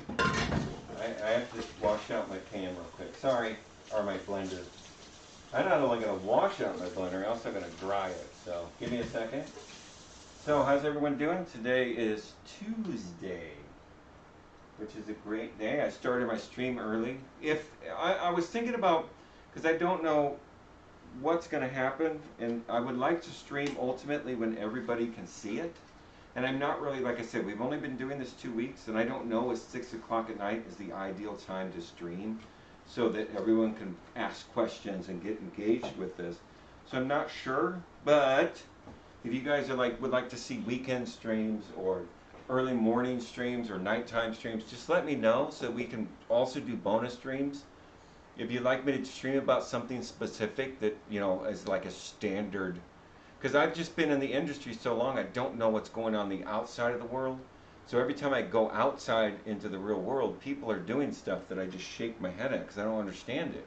So if you've got something, or if you think something puzzles you about any type of food item, let me know so that I can either address it on stream, demonstrate it for you, or something that you know, to make it more interesting. That's perfectly fine, Cherry. You are more than welcome to lurk. You are a VIP. I think Leah's on her way to VIP status. She's already hosted our. She hosted us, right? She hosted us, Yeah. and she's moved us around. She's there. We need that. Anybody that helps us along, we are going to take care of 100% whatever they need. So donuts, yeah, donuts is great. And when we do our pastries and when we do our breads, when we get into the baking side of it, oh, we're making beignets, we're making donuts, we're going to make that all. Absolutely. Because there is nothing, mark my words, there's nothing better than a fresh beignet. Nothing. Those are amazing. And they're so simple. I just spin around and forget what I'm doing. They're so simple. Totally forgot what I was working on. So, we're going to use panko. Everybody knows what panko is, a dry breadcrumb. You can make these yourself. But for practical purposes today, before I get into making my own bread, which is also something else we're going to do, is making breads and, you know, rolls, and we're going to make soup bowls out of bread. We're going to make bread soup bowls. So we got a lot. I mean, every time I go to the grocery store, I'm sorry, there's another month worth of streaming right there in front of me. So we got a long road, but I really appreciate you guys coming in and supporting us and helping us on that road. And if you haven't already, if anyone's in the room and they're super like, hey, this could be fun to watch, or hey, this guy's really freaking annoying, just follow us. That's all I ask. Or if you don't like what you're seeing, then tell your worst enemy to follow me. Because they'd be like, you're going to hate this guy, but I don't like you anyway, so follow this guy. Anything. Whatever we can do to drum up support so that we can continue to do this, I will take your worst enemies. As long as they start brining their chicken, they're my best friend. How's that? That's a fair deal, right? So, the thing with breadcrumbs, unless you're making like tempura or a coconut chicken, this stuff is always so heavy, especially for a chicken parmesan. I don't want it to taste like crispy fried chicken. So I always take my panko and I run it through a blender to knock it down into a dust. Because a good chicken parm should have a little bit of texture to it, but it shouldn't be like Asian food. So we're gonna, great. I'm not gonna do anything because I didn't plug my blender in. I'm gonna turn the mic down again. Okay, guys, yeah, and if we're having technical issues, you're like, oh my God, it's you. What's up, BLK? Welcome, James, my VIP. We are having fun. We are working, we're about halfway through our chicken fried steak. No, why did I say that? We are halfway through chicken parmesan. So, right now, it's going to get a little loud, so just bear with me.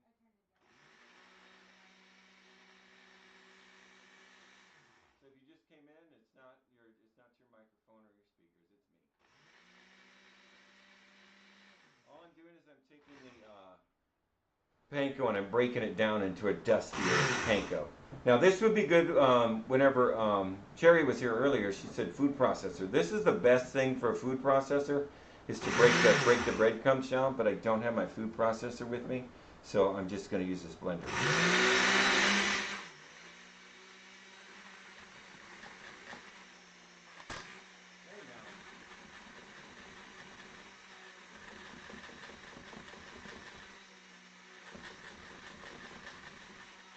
I know it's loud. But that's it. Are you done? Yeah. See, now look. See? Now it's a nice dusty breadcrumb. And that's what I want to use for chicken parm. I don't want a straight breadcrumb. And now they have the Italian seasoned breadcrumbs, and that has just garbage in it. Don't, if you're gonna use Italian seasoned breadcrumbs, use panko, blend it down, and make your own. Don't put that in there because it's got salt in it. And remember, we're controlling our salt when we cook. So please.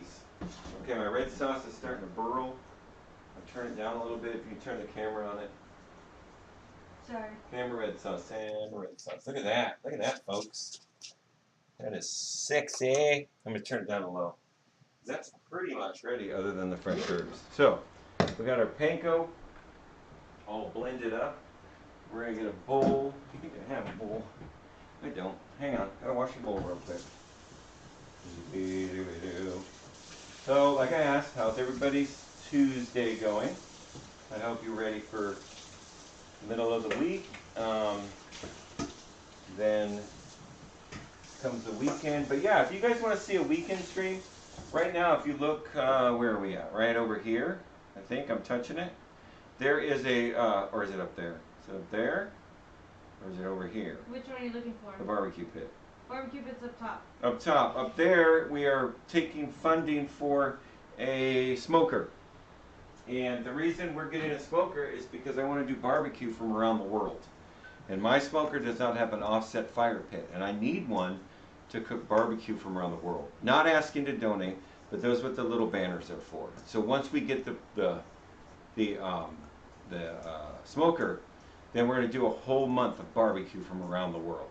So we're going to deal with the different regions in America, the different regions in Asia, South American barbecue. Every country has a form of smoked something. Even in Russia, they smoke fish. So we will smoke and barbecue everywhere around the world, which I'm super excited about. I have 6 people streaming, and I came here. I don't know why it didn't show you, but somebody just followed. Oh, thank you. I don't know if King Cal's in the room. Thank you for the follow. I appreciate it. It showed it right there. Thank you so much. I appreciate the follow. I really do. Like I said, followers are great because then you'll get notified of our upcoming events. Our calendar is always down there. So please, by all means. Oh, okay. Well, tell him thank you. Thank you very much for the follow. I appreciate it. There he is. I didn't want to out you if you were lurking, but I appreciate your follow. He's like, dang it, I was hiding, and now you pulled me out. So now I've got my breadcrumbs all nice and broke down into a dust pretty much because I don't want that chicken fried steak to be like crunchy. It's chicken parmesan. Why do I keep saying chicken fried steak? Guys, you're supposed to help me out. You're supposed to catch me. So all I want to do to this, because remember we're brining our chicken, which that's infusing the salt inside of it so you don't have to salt the chicken because it's being salted as we speak, so you don't have to season it at all.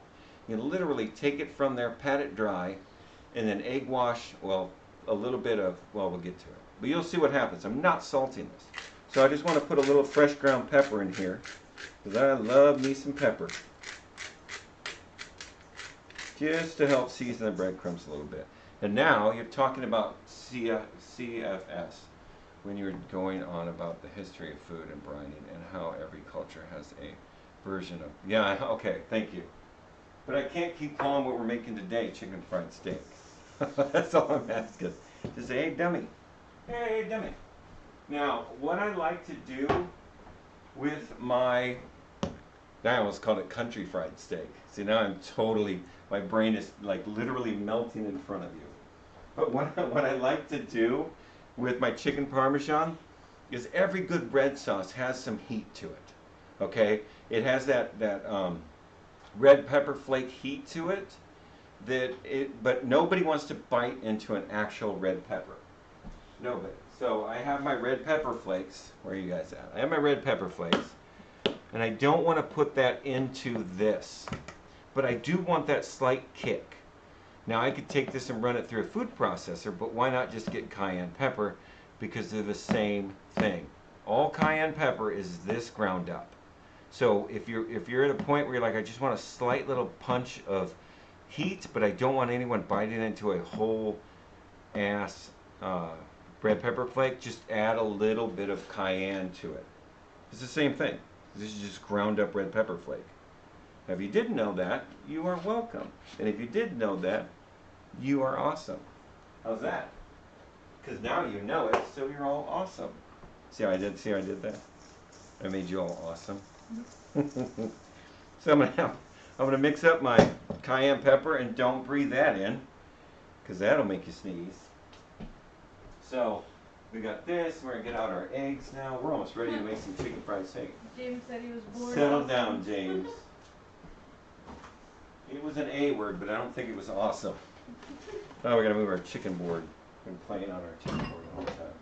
So we got our dry and wet. Now everything that you do with any type of breading is always a dry and a wet, okay? So you can put all your dry ingredients together, and you can put all your wet ingredients together, okay?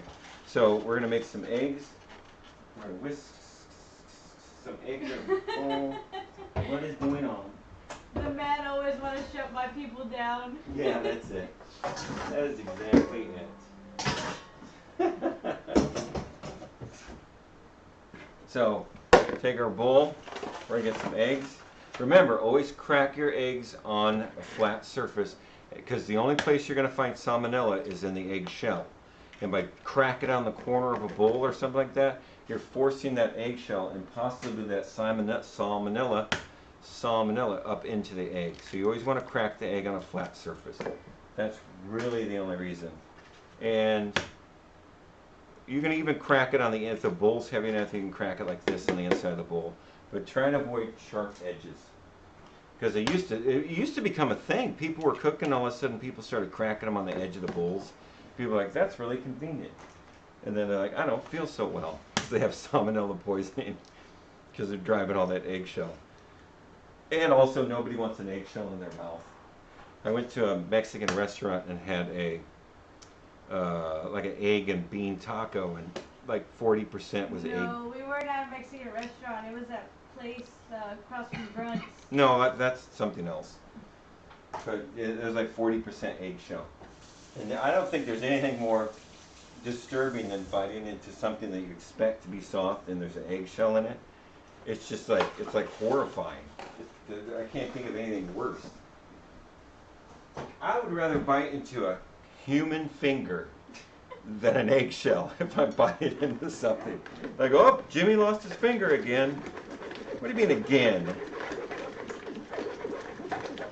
Well, the chances of it being salmonella infected. How evil of you, James. I know, but you're taking your own risk on that. Because you're not going to poison them. Because remember, unless you have a weakened immune system, or if you're elderly, salmonella isn't going to do a lot to you other than give you, like, you know, stuff coming out of all your ends. How's that? That's a nice political way of saying what happens with salmonella. So unless you have a weakened immune system, or you're a child or an elderly person, usually salmonella just makes you violently sick. So there's my eggs, there's my dry ingredients, so wet, dry. So for my chicken parmesan, what I want to do is I want to do what's called a dust coat. So, or if you want to really do it, ground up 8 ounces of apple seeds, arsenic, easy. It's probably going to take a lot more than 8 ounces of apple seeds. There is arsenic in all seeds. The one you really have to worry about is your apricot seed. But again, you would have to put a lot of that through somebody. Not that I would do that or have contemplated that. I just looked into it. Like, I wonder how much arsenic is in. So, you can't stop trying to bump people off, James. Jesus, this is about food. No, don't sit there and contemplate it. Stop trying to bump people off. And if you do this, so for this, I batter it 3 times. Okay? So, what I want to do is I want to take a little bit of flour, and I'm dusting my chicken. And what this does is it gets rid of that last little bit of water on the surface. Even after I pat it, it's still going to have a little bit of moisture. So what here is I'm dusting off that chicken just a little bit. So I want to take that, and I want to take my handy dandy cornstarch. So I'm going to add a little bit of flour, and I'm going to add a little bit of cornstarch. The cornstarch is water resistant. So water doesn't permeate cornstarch, it only envelops it. So it's great as a dusting agent for, you know, fried chicken, because it helps stuff stick and stay stuck to the fried chicken. How do you like all those S's?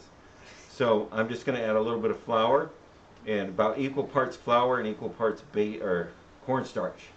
And that'll help everything super stick to it. It's my secret to my actual chicken fried steak, because a lot of times when you make a chicken fried steak, because it has the baking soda and baking powder, it puffs up away from the meat, and it looks like a meat pocket with like a bread pocket with meat stuffed inside of it. So if you want it to stay really close to the meat and stuck to it, add a little bit of cornstarch to the first dusting flour, and it makes everything stay like cement. So that's my little trick to good fried chicken, is a little bit of cornstarch with your duster, about half and half. So with this one here, I'm also going to add a little pepper. But remember, we still haven't done any salt. We're not putting that into the last part of the dish. So we're going to mix that up. We're going to now take and move all this stuff, because we're running out of room here. Put this, and then put this, this. Now we're going to deal with our chicken. All right, let me move my blender. So yeah, I would be more than happy to do weekend streams, you know, like I said, when we get the barbecue pit, because I'm getting it one way or another. If it doesn't get got through donation, I'm certainly getting one, because I have to do barbecue from around the world. So I'm absolutely getting one. It's just going to take longer than if I get some financial assistance. So we're going to take the cutting board. We don't want to. Hang on, let's use one of these.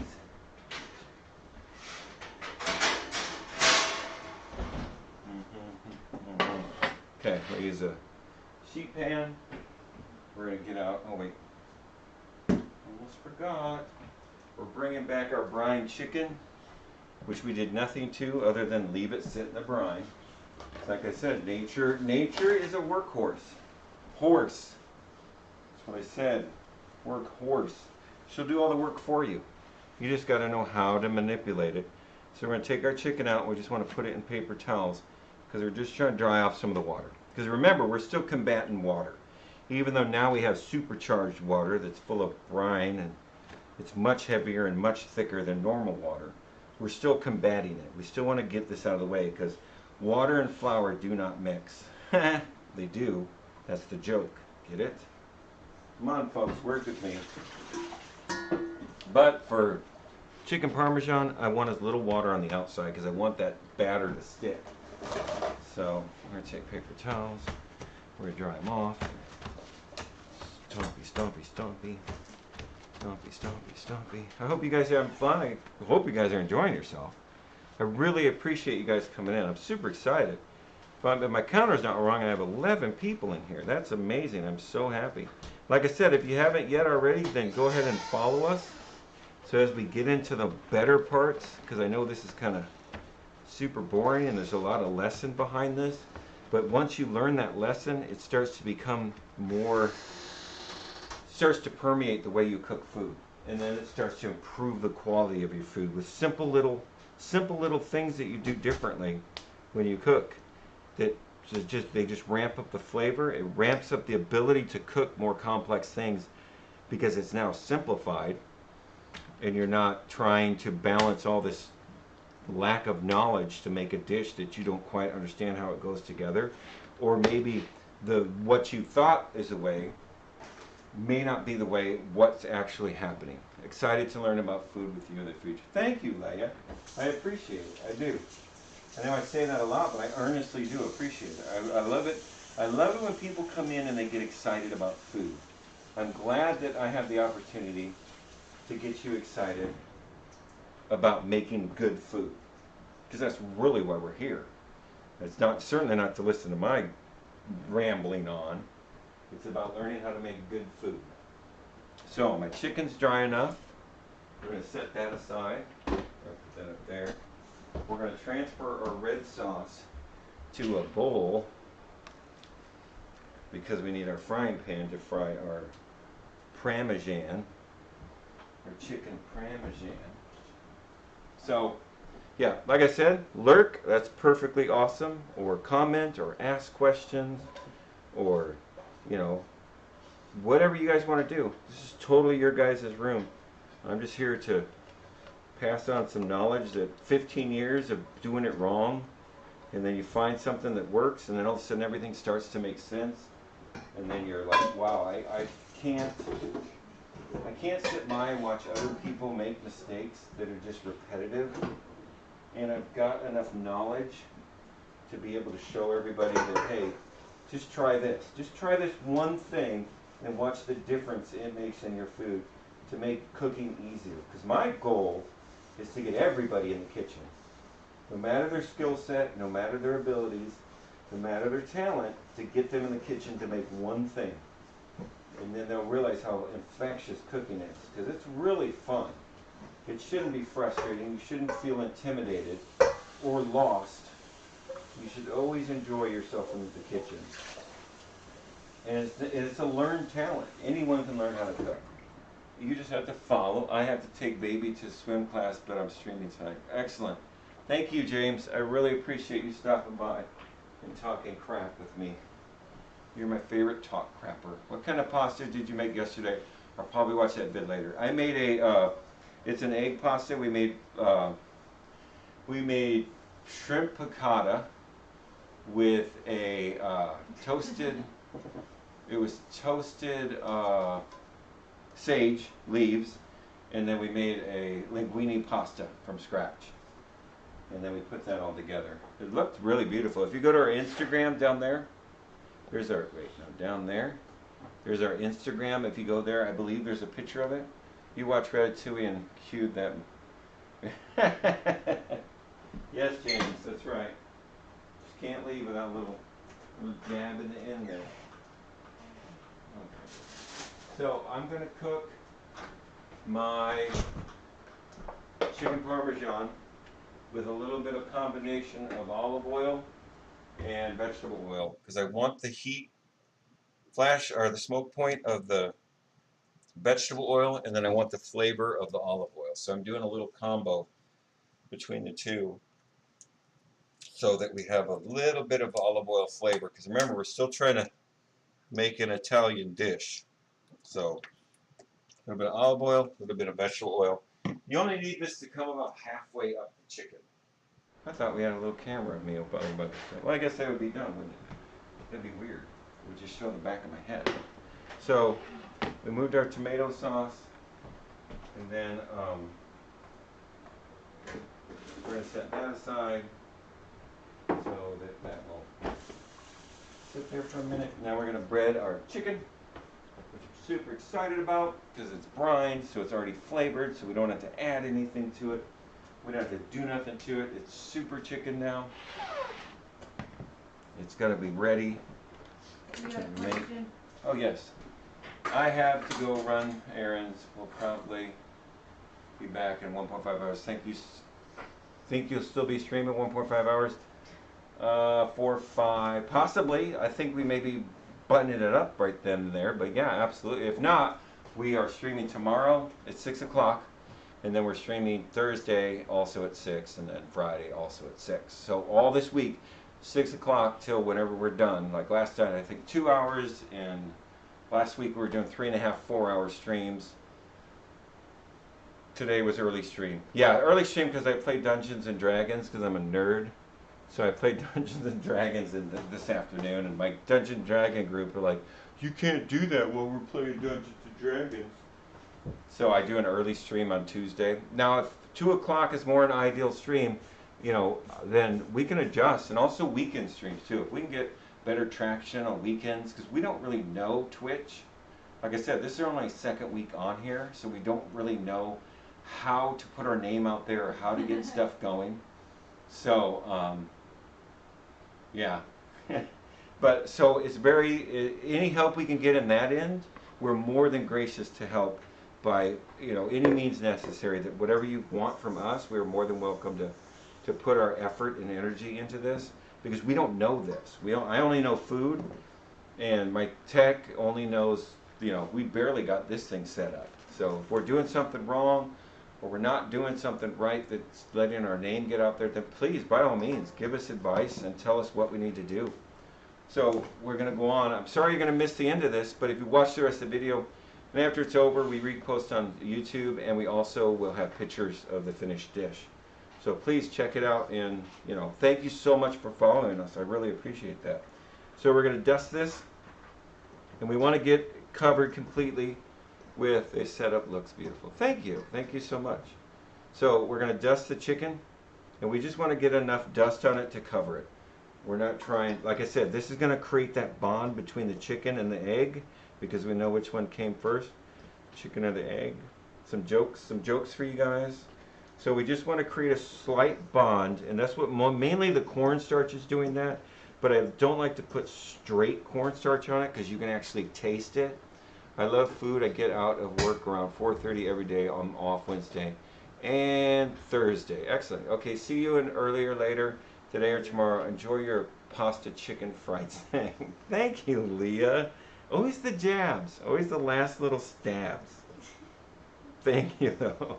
Can't just go. I know. Can't you just leave? No, I'm kidding. You're more than welcome to stay. But yeah, tell your friends, tell your enemies, tell your friends' enemies, tell everyone you know that we're going to do something different. This isn't a recipe-based cooking stream. This is totally from the heart, and it's totally without recipe, and you can do this. Anyone can do this. I'm telling you right now. I know Ratatouille told you that. That's what James was talking about. But anyone can really do this. So now we've done our dry, and then we're doing our egg, and we're going to just put it right back on this pan. So we're only dirtying one pan. So we're going to put our egg. Actually, we're going to go egg, and then we're going to go into the panko, which has been blended so that it's nice and fine dusted panko, because you don't want rowdy, thick ass panko on your chicken parm. That's it. That's a beautiful, almost like catfish. I mean, if you had to look at it, you could say I'm making catfish parm, because that's exactly what that looks like. He's a catfish.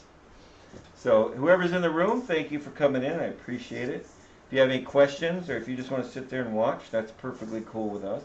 If you don't care, the more people, the better. But right now, all I'm doing is I'm taking my currently dusted with a little bit equal parts flour and equal parts cornstarch to my chicken, and then I'm putting in an egg bath, and it's going into a ground up panko with a little bit of pepper. That's it. And this chicken has been brined, so all the flavor, oh my gosh, there's 2 pieces of chicken. All the flavor is already in the chicken. So I don't have to do anything to flavoring the chicken, because nature did that for me. I don't know why that piece was 2 pieces. That was weird. But that's okay. We're going to deal with it. So we're laying out our chicken, and we're taking it and we're putting it in the brine, or I'm sorry, the egg. Like I said, we're trying to, ooh, my oil's starting to smell. So I'm going to turn my oil down a little bit. And that's another thing that's super important about when you learn how to cook. Use all your senses. Your sense of smell, your sense of sight, your sense of taste, of course. But every sense should be involved. Like I just smelled the oil. And I can always smell oil whenever it comes up to heat, because usually when you smell something, it's ready. So if you're sitting in your kitchen and you're waiting for your oil to come up so that you can fry something, as soon as you smell that oil, it's most likely ready. Then you can kind of be aware of it. Same with cookies or bread in an oven. When you smell it, it's most likely done. Everybody that used to cook, a long time ago, when they didn't have temperatures or ability to check temperatures, like on a stove, like you couldn't set a stove to 350 degrees. You just put wood in it, and then you hope that, everything would come out. They learned that sense of smell. They would smell when the bread was done, and they'd be like, bread's done. And your body is naturally inclined to do that. You just have to listen to it. So absolutely, when you're cooking, utilize your sense of smell, your sense of sight, your sense of taste. all your senses should be involved in cooking.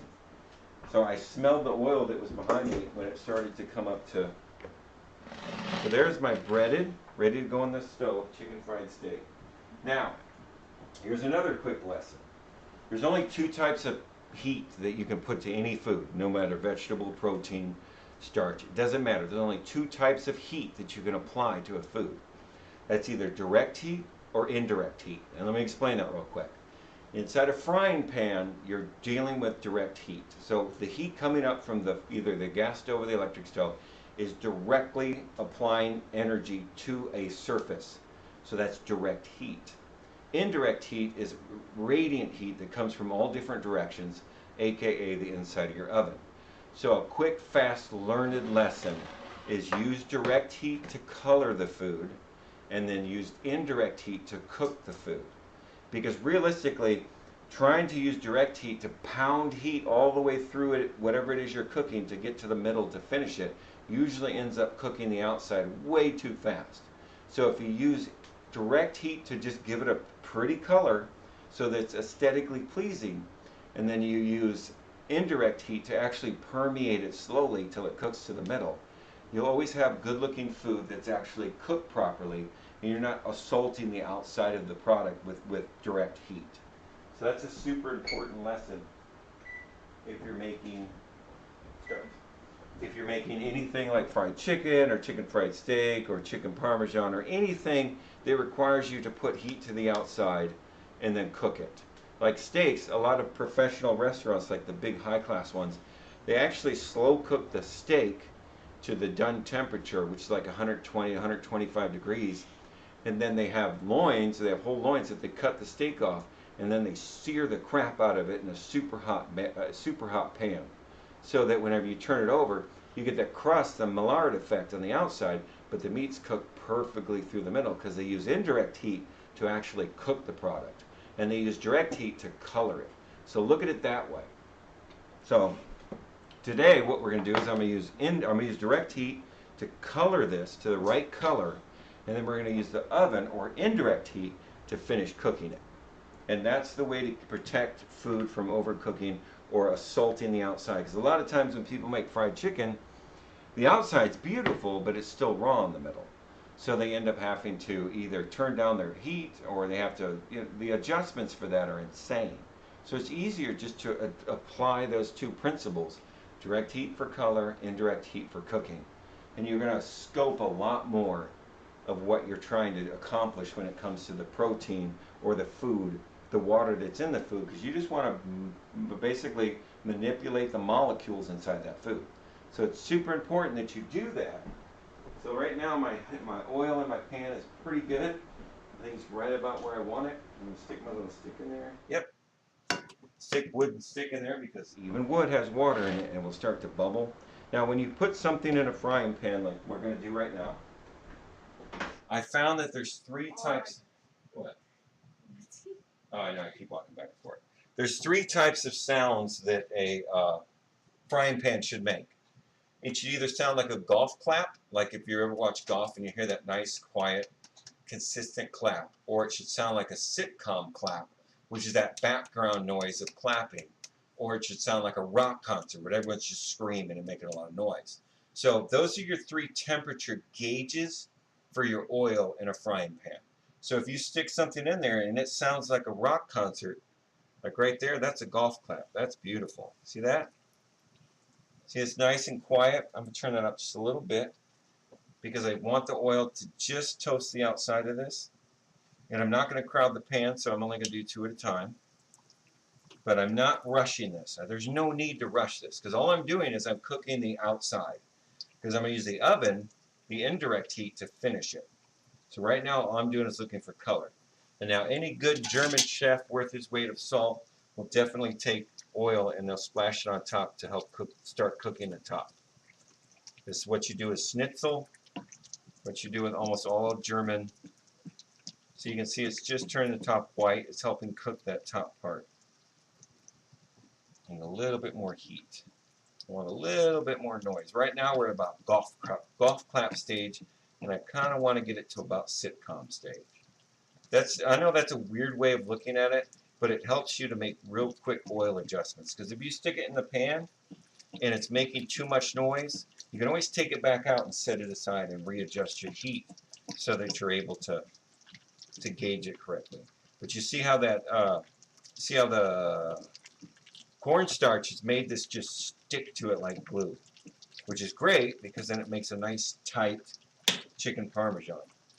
The coating isn't falling off of it.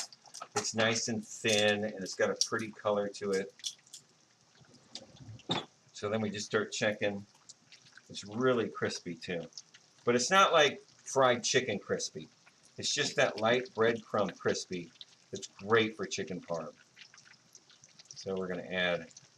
I just turned my oven on to 350 degrees so that we can finish it off in the oven with the red sauce. And I like to put provolone on my chicken parmesan before I put it in the oven, because provolone is basically a stretched milk curd that's like a light version of parmesan. Because parmesan's really, really, really salty. So I like to put a barrier between the really salty, dry parmesan. So I put provolone on there, which is, like I said, it's like parmesan light. So I'll put a slice of provolone on each on there, and it makes it ooey gooey like mozzarella. So it's a great medium between. Look at that. That ain't the sexiest piece of chicken that you've seen today on my show. Does that look good in the camera? Hells yeah. You're so informative. Love you. Thank you, Suki. I appreciate it. I really do. That's what I say every time. It's really weird.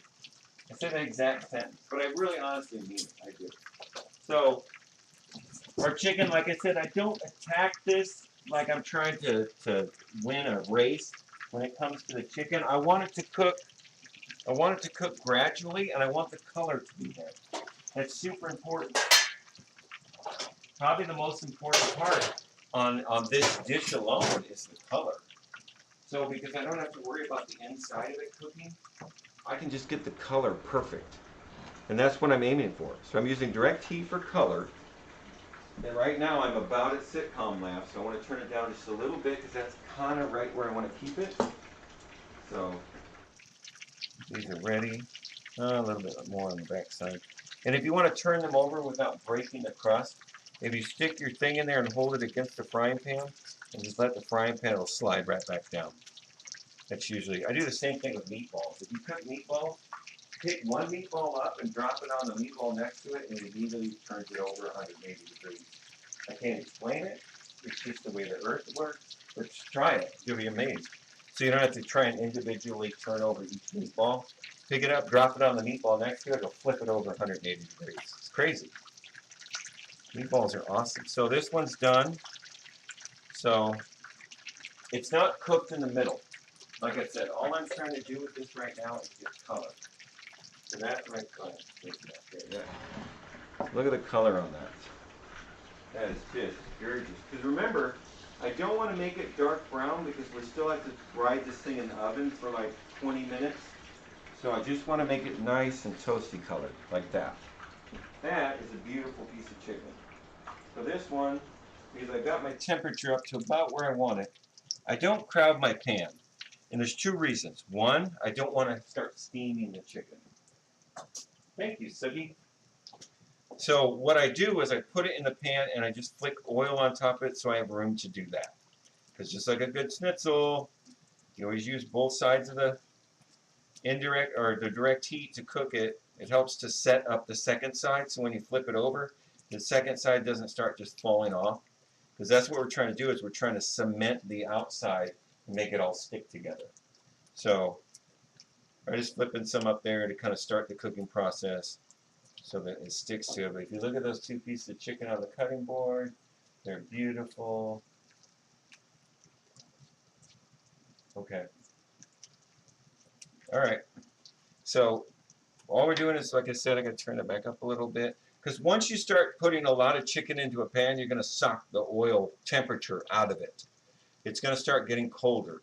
So just space it out a little bit more. Don't crowd it. Maybe do 2 pieces and then 1 piece and then 2 pieces to kind of keep that heat up. Otherwise, you'll be constantly adjusting your oven temperature And there's no reason for that. You just want to control, you're just wanting to control the temperature of the oil and keep it as consistently as possible so you're not chasing your own tail. So it's just an idea. Just do like 2 pieces and then 1 and then 2 and 1, and that will keep the heat in the oil. Because right there I did 2 and 2 and it kind of socked the oil in the pan for me. So now I got to bring it back up, and you can hear it starting to come back up to a sitcom laugh, which is middle. Now if it starts sounding like a rock concert where it's frying it like really aggressively, that's never good for anything, because the minute you start applying heat to anything, it starts to remove the water. So it makes the outside of the surface of the chicken, it will make it tough. So you only want to gently bring up these temperatures on the outside of your food. You don't want to assault them with high heat unless you're trying to create like the Maillard effect on a steak. That's the only way you would ever put that much heat to a product. You don't want to do that to something as simple and delicate as a chicken breast. You want to keep that heat at bay. So when it cooks it, it does it in a gentle way, because you do not want to assault, because it'll make it tough. It'll make it like kind of like rubbery on the outside. I know you guys have had chicken like that. It's just because they went at it too hard. The pan was too hot. That's why you stick the tip of that chicken in there and you check and see what the sound is, and then you adjust. Be patient. Food is about knowing what's going to happen before it happens and just working your way to that point where you're patiently seeing the progress. Like that side's a little too blonde, so I'm going to leave it over there for a little bit. This side feels pretty dang good. I'm going to turn it over. A little bit too blonde still. Now I'm starting to sound like Bob Ross. Yeah, we're going to go ahead and put a little tree right here, and then we're going to put a nice bush over here. We don't know who's in that bush. Who could be in that bush? I am not the Bob Ross of cooking. Somebody told me that. I was like, wow, really? The Bob Ross of cooking? And then we're going to take the little oil, and we're going to push it up onto the chicken. No, isn't that nice? Isn't that a nice little piece of chicken right there? And the oil sits on top of the chicken.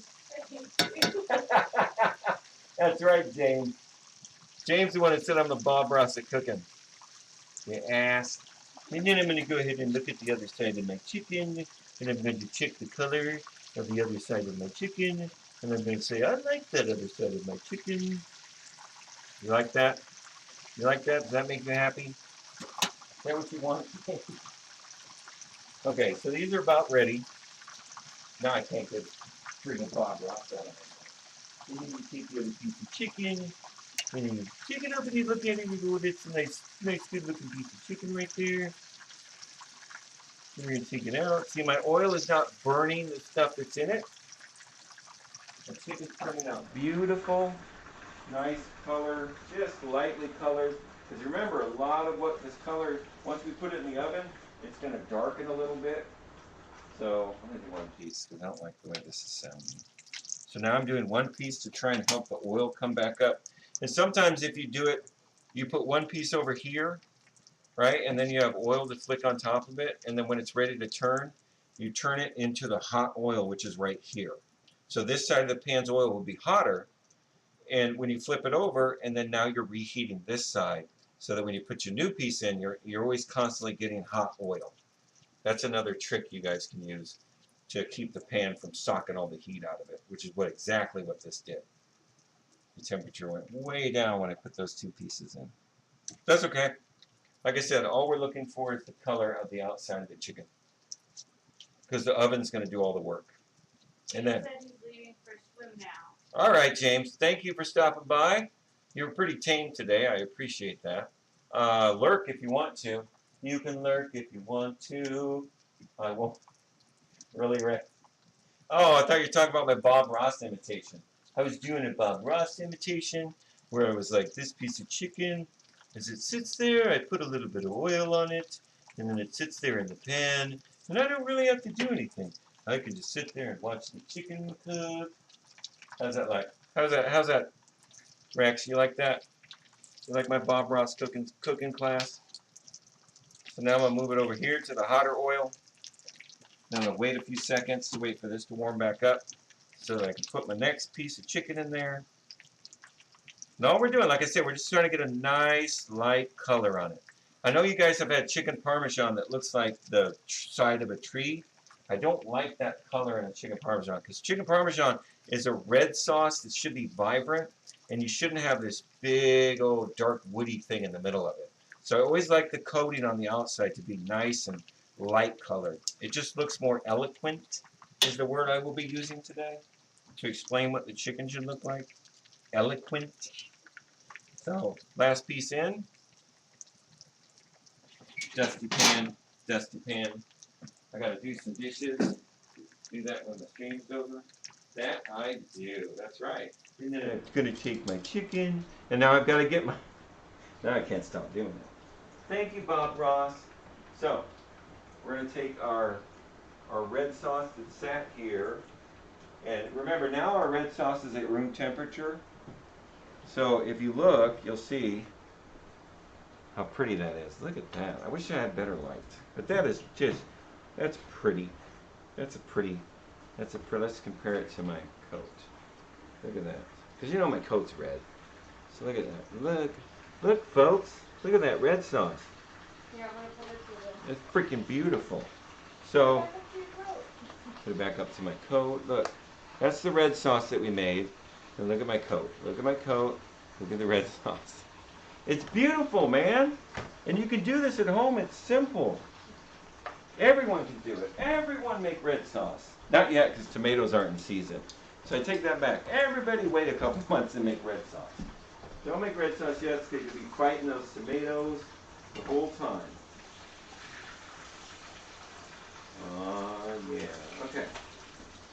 Chicken is ready. Get my other chicken over here. And because we use cornstarch, that outside batter is stuck to this chicken like a groupie stuck to a rock star. Okay. Now we're going to prep. The oven is already preheated to 350 degrees.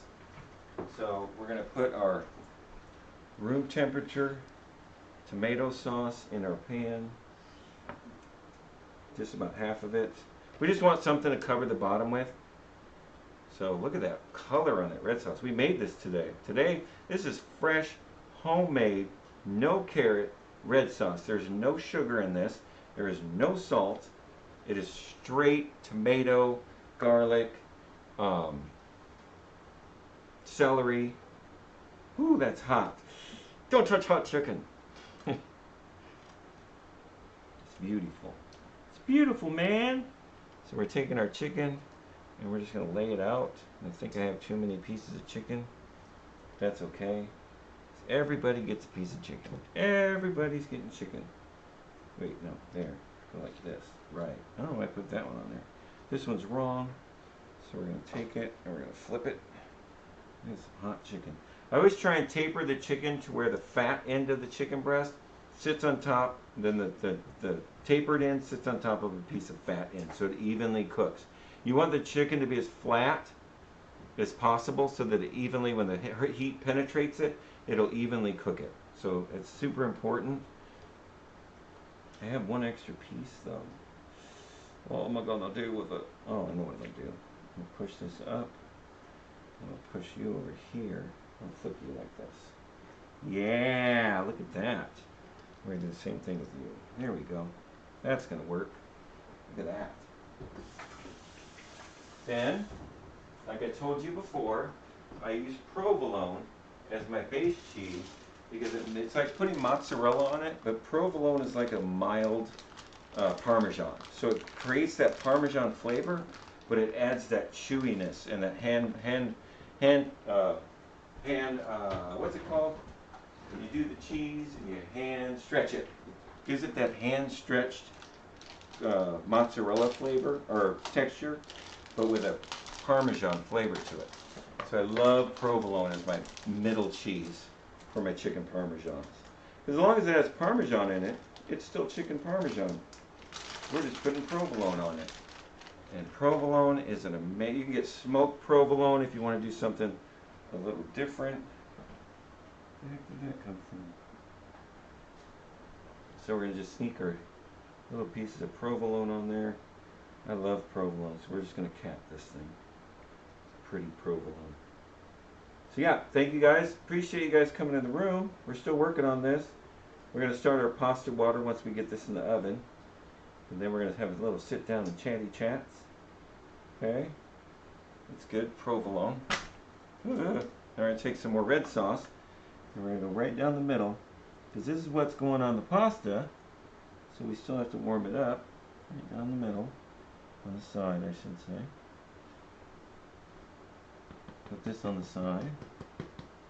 Yeah, plenty of red sauce. Plenty of red sauce.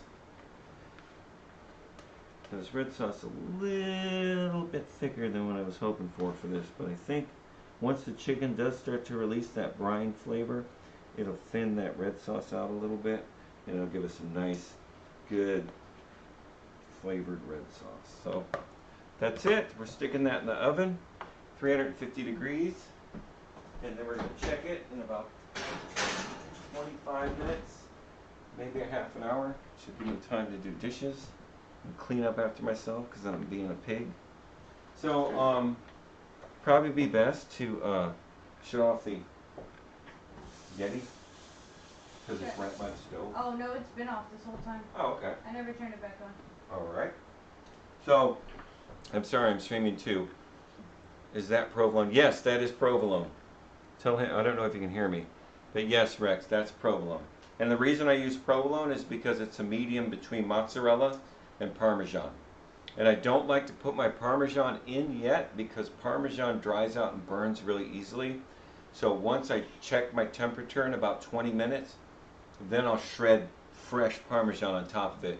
Because all I want that Parmesan to do is toast. I don't want it to dry out and be little pieces of black burnt Parmesan on top. So I just want to toast that Parmesan. So it can't go into the oven yet just because it will overcook the Parmesan. I want to eat a piece of provolone. Yeah, provolone is a mild Parmesan. That's the best way to see it. It's like mozzarella and Parmesan had a baby. It makes all the difference in the world. And I happen to love it. So we are going to deal with our. We bought some store-bought pasta because this lesson is actually about pasta. And as we go on, we're going to do the rest of this week about pasta. But I just want to explain that if you buy store-bought pasta, like I did with the spaghetti, and I bought in, I know I love provolone. It's okay. It's not like making fresh pasta. It's almost an acquired taste. Fresh pasta is. And if you've never had it, try it. If you like it, that's great. But a lot of people actually don't like the flavor of fresh pasta. They're just so used to the semolina flour and the dried pasta that you get from the grocery store that they just don't like it. I had a client of mine that I made him fresh pasta, and the first day I made it into lasagna. He liked it, but he said he didn't like the noodles, which kind of threw me off because I'm like, it was a completely from scratch, ground my own meat combination, made the red sauce, made the pasta from scratch, made the queso blanco or the farmer's cheese instead of ricotta. Made it all. The only thing I didn't make was the mozzarella and provolone. But I made it all. And he's like, I didn't like the pasta, which threw me off. So I was like, all right, so not everybody is going to fall in love with the word fresh made pasta, which is cool. Because it's, it's way easier, especially if you're in time constraint or, you don't have time to sit there and roll out pasta. This is a great option, and this is also a great option. It's hard to make macaroni noodles. Unless you have a really expensive extruder, it's really difficult to make macaroni noodles. So dried pasta has its place in everybody's kitchen. Don't feel like you have to overclass your dish by making fresh pasta. I personally love fresh pasta. And most everyone I know, they'll eat it when I make it. Like when I make lasagna, they prefer the fresh pasta because it's not the same thing. It's not made from semolina flour. It's made from just regular all-purpose flour and eggs. So it's a different animal. But don't feel like it's not, if you want to do really fancy cooking, there's no reason you can't use store-bought semolina dry pasta. or the refrigerator stuff that you see right here. No reason you can't. Because most people are used to this. They're not used to fresh pasta. And you can get away with it every time. So, I gotta clean up my dishes. If you guys have any questions or comments, or I hope you're enjoying the stream. If you haven't followed us yet, please follow us. I'd appreciate that. We got a lot of stuff coming up. We've got the rest of this week is pasta. Next week we're doing grains, and then we start into our proteins. So we're going to start with fowls. So everything that flies. We're going to start cooking chickens, and we're going to do turkey. We're going to do quail. We're going to do Cornish hens. All of that is within. We're going to do dishes out of every one of those, and then we're going to go to all the animals that walk on the ground. So we'll probably do a whole week of just beef. Slow cook, quick cook, steaks, just everything that you could possibly deal with when it comes to beef. What? I think we're doing grains. I think we start grains tomorrow. No, we gotta do pasta again. Okay. As I said, this week's gonna eat up pasta, and then next week's grains. Alright, then we gotta change the. I know. Well, yeah, that's the adjustment we have to make. Because I went to the grocery store today, and all I saw was pasta, this pasta. I was like, oh my gosh, I have to bring that up. Oh my gosh, they need to know about this. So it kind of blew itself out of proportion. But I don't think people mind. I don't. It's still, it's just more knowledge. They're going to enjoy it, I think, just as much with my sparkling personalities. Yeah, part of sparkling personalities. But yeah, if you haven't followed us yet, please do. Like I said, we're going to stream. We try to be as consistent as possible as far as our time is concerned. So we try and stream every day at 6 o'clock Central, or like today we started at 2, which seems like a really nice time to start for some reason. Maybe it's just a fluke, but we've gotten a lot of people to sit with us, which is really cool, because usually the 6 o'clock stream, it starts out and it just never goes, it never kicks off. I don't know what it is. I'm eating a piece of cheese off camera. Apparently Tech wants a piece of cheese also. So, while we're waiting for our chicken to cook, I'm going to do a couple dishes. Like I said, feel free to follow us. Feel free to ask me questions. We're really new to streaming. Like I said, we've only been doing this 2 weeks. We're really new to it. Never done it before. I've done a lot of food demonstrations, and I've taught a lot of food classes, but I've never done a live stream on the internet. So, if there's anything you see that we can improve, or anything that you would like to see us doing to make it better for you guys, content or accessibility, or what it is that whatever you want us to look into, we're more than happy to change what we're doing. 'Cause for us, it's all liquid. It's all brand new. We don't know. We're not set in stone. All we're gonna do is do knowledge, really. As far as how that knowledge gets you the vessel that you guys feel best to receive it in, let me know, so that we can change up our program. Like somebody had mentioned, we should start doing desserts, because everybody likes desserts. Everybody watches the dessert stream. So I found that Fridays is going to be our dessert day. So every Friday we're going to do a dessert. Hopefully it will tie into what we're working on. Like this week we're doing pasta. So we could easily do a pasta dessert. Or if we get into grains, we could do a rice pudding, or, you know what I mean? It's not going to be like totally 100% the product we're doing that week. It's because nobody wants chicken dessert. You know what I mean? But there's other ways around that to where the dessert weekend, it's kind of a treat. Because before we were just going to not cook on Fridays. And we thought, hey, we could do, just sit there and talk to you guys and see how we're doing, let you guys tell us how we're doing. But I think until we gain like a huge traction, I mean, don't get me wrong, I really appreciate our start, and I think we're doing really well. But it's hard to sit on a Friday if there's no like viewer mail, so to speak. So I think that what we'll do is we'll start doing desserts on Fridays. And like I said, our schedule is super flexible. If you guys want to see something, Rex's birthday was yesterday. So he texted me and he's like, I really want something for my birthday. I said, well, we're doing pasta. What do you want? And he said, make something with shrimp. So I made a shrimp, what the hell did I make yesterday? I made a shrimp, I forgot what I made. piccata. I made a shrimp piccata with homemade pasta and toasted sage leaves, and that was for Rex, because that's what he wanted to see. I hope you learned something. But that's what I'm, if you have something where you're like, I really want to learn how to cook this dish, let me know. I'll stream it. I'll show you how the easiest way that I know how to cook any dish.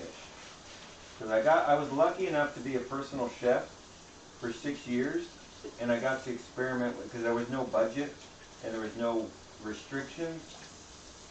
So I pretty much got to cook whatever I want for 6 years, and I got sent all over the United States. And I can buy products from all over the world. So I've got a lot of practical, non-restaurant, make one dish 50 times to perfect it. So I'm more like a professional home cook than anything. So I relate to a lot of the people and what they're looking for at home. It's something they can put together and eat. So yeah, by all means, please whisper me or text me or say something in chat. You can go us on that dead site called Facebook and like us there. We also got an Instagram and we got a Tweeter, right? Tweeter. And you got a Tweeter, and we also have if you follow us or if you subscribe to us, we super appreciate it. Like I said, I'm just doing some dishes now, waiting on my chicken to get done. But we're more than happy to answer any questions you got. I said I've been doing this a long time, and I like to pass on my knowledge to people that, are intimidated by food. And surprisingly, most people I know are intimidated by food because it's never been a question of survival. Food to us has never been a question of you either eat or don't, you either cook food or you don't live. It's always been readily available with little to no effort. And I think we've lost our ability to appreciate the food that we're eating. So I think that what I'm trying to do is bring back an semblance of appreciation for the past and some simple techniques that you can carry through all of your cooking. So this isn't a recipe-based type conversation. I don't think I'll ever, until we get to baking, I don't think I'll bring up recipe, because I think that you should cook from your heart. Because if you have the fundamentals tools to do it, and you have the skill set enough to where you're able to understand, to answer the questions why, you shouldn't need a recipe. You should understand the boundaries, but you should be able to play in those boundaries. You should always play with your food. And sometimes I even to this day, there's dishes I make that like, oh, that didn't turn out the way I wanted, and I'm okay with that. But I'm not bound by somebody else's concept of what that dish should look like or taste like. It's mine. So I want it to taste like something I like, or somebody I'm feeding how they like it. So it opens up this huge avenue of creativity that you don't see whenever you just follow a recipe. Now there's great recipes out there, don't get me wrong, but I like the creativity and the expression of making food through knowledge as opposed to just following somebody else's, a pinch of this, a cup of that. I always found that to be boring, and I always liked the idea of knowing what was going on so that I was able to fix my problems and cook really good food without being afraid of making a mistake. You don't know what it's like to go bungee jumping until you jump. But if you take all these precautions and all this, it takes away from the excitement of doing anything. Like jumping out of an airplane, a parachute, or hang gliding, or anything that requires a commitment of fear always makes for more exciting food. And you should always be afraid of failing when you're in the kitchen, but that's part of the excitement. If you're not afraid of failing, then, your food will reflect that. You should always push yourself whenever you make food. It should be an expression, a complete expression of you. Because I've made dishes that were perfectly exactly right, and the person I fed it to didn't like them, like that lasagna with the homemade pasta, and I ground my own meat mixture. I did everything from scratch. Made the red sauce, did everything, even made most of the cheeses, and he didn't like it because he didn't like homemade pasta. And that happens to be in lasagna. And that was the day I learned that, you know, it's okay that you make something and somebody may not like it. But it's the effort that counts. And 9 times out of 10, that effort shows through in better quality food. And that's the bigger picture here. Is yeah, you could be a recipe person, and it's all about, because a lot of people, they'll ask me, you know, they'll taste the red sauce they make, and they're like, what's the recipe? And I tell them, you don't want the recipe, you don't. Because I will write it out, and you're going to get through the first section of it where it tells you what to do, and you're going, I'm not going to do that. So, you know, it's because I love to do it. That's why my recipe is the way it is. But most people, they want to imitate what they're eating, but they don't want to commit to the love and care and understanding it took to get to that point. So they're super apprehensive. They'll say, give me the recipe, but you know they're probably not going to make that recipe, especially if it has like make your own red sauce is number 1. They're like, nope, I'm out. No red sauce for me. But it makes all the difference in the world. And not because commercial red sauce isn't good. It's not garbage. But it's not you either. And if you don't put you into your food, then what are you doing? So you can make your red sauce, and you can make it taste like whatever you want. And you'll be like, this is my red sauce. This is what I created. So I like that. I like that about food. You can take the exact same dish and have 5 people make it, and they won't taste anything alike. That's amazing about food. Give them the exact same ingredients, tell them to make this recipe, and the 5 dishes turn out exactly the opposite of each other. I got oil. I got oil. Probably still too hot to do this, but don't want to wait on that. So, the finishing touches to our chicken parmesan. We're going to take a peek in the oven. Want to turn off the water? Oh, that's freaking beautiful. That's beautiful, man. So we got some fresh herbs that we're going to put on top of our chicken parmesan. Standard Italian herbs, like I said, every country, every region has a specific set of herbs. These are the 3 that are Italian. You put these 3 in any dish, they are going to say that is an Italian dish, and there's nothing you can do about it. You might say it's French if you put rosemary in it, but it's pretty much the standard Italian, which is oregano, thyme, and basil. That is 3 main. And the French, you're going to see more thyme influence, and then you get the French, the Cajuns, which you'll see thyme and cayenne. You see how the connection runs through this? That's just how everything is. But we don't want to affect these herbs, because the minute we stick a knife under them and we cut them, they'll start bruising and they'll start turning black. So these get cut and served at the last second, along with the salt. So we don't do anything to you. I just wanted to show you those. And then we got some parsley. A little bit of Italian parsley. So we're going to put that in there. So all we got to do now is we got to bring up our water.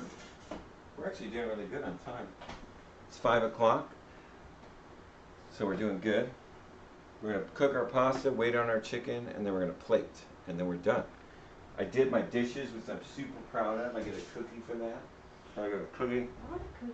for doing my dishes. So I hope you guys are having fun.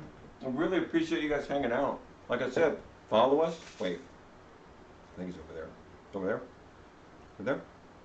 Follow us. Hell, subscribe to us. We don't care. No, we do. But follow us. Watch us go through this, because we're learning. Like I said, it's only been 2 weeks. We just now started this. We're hoping to get traction.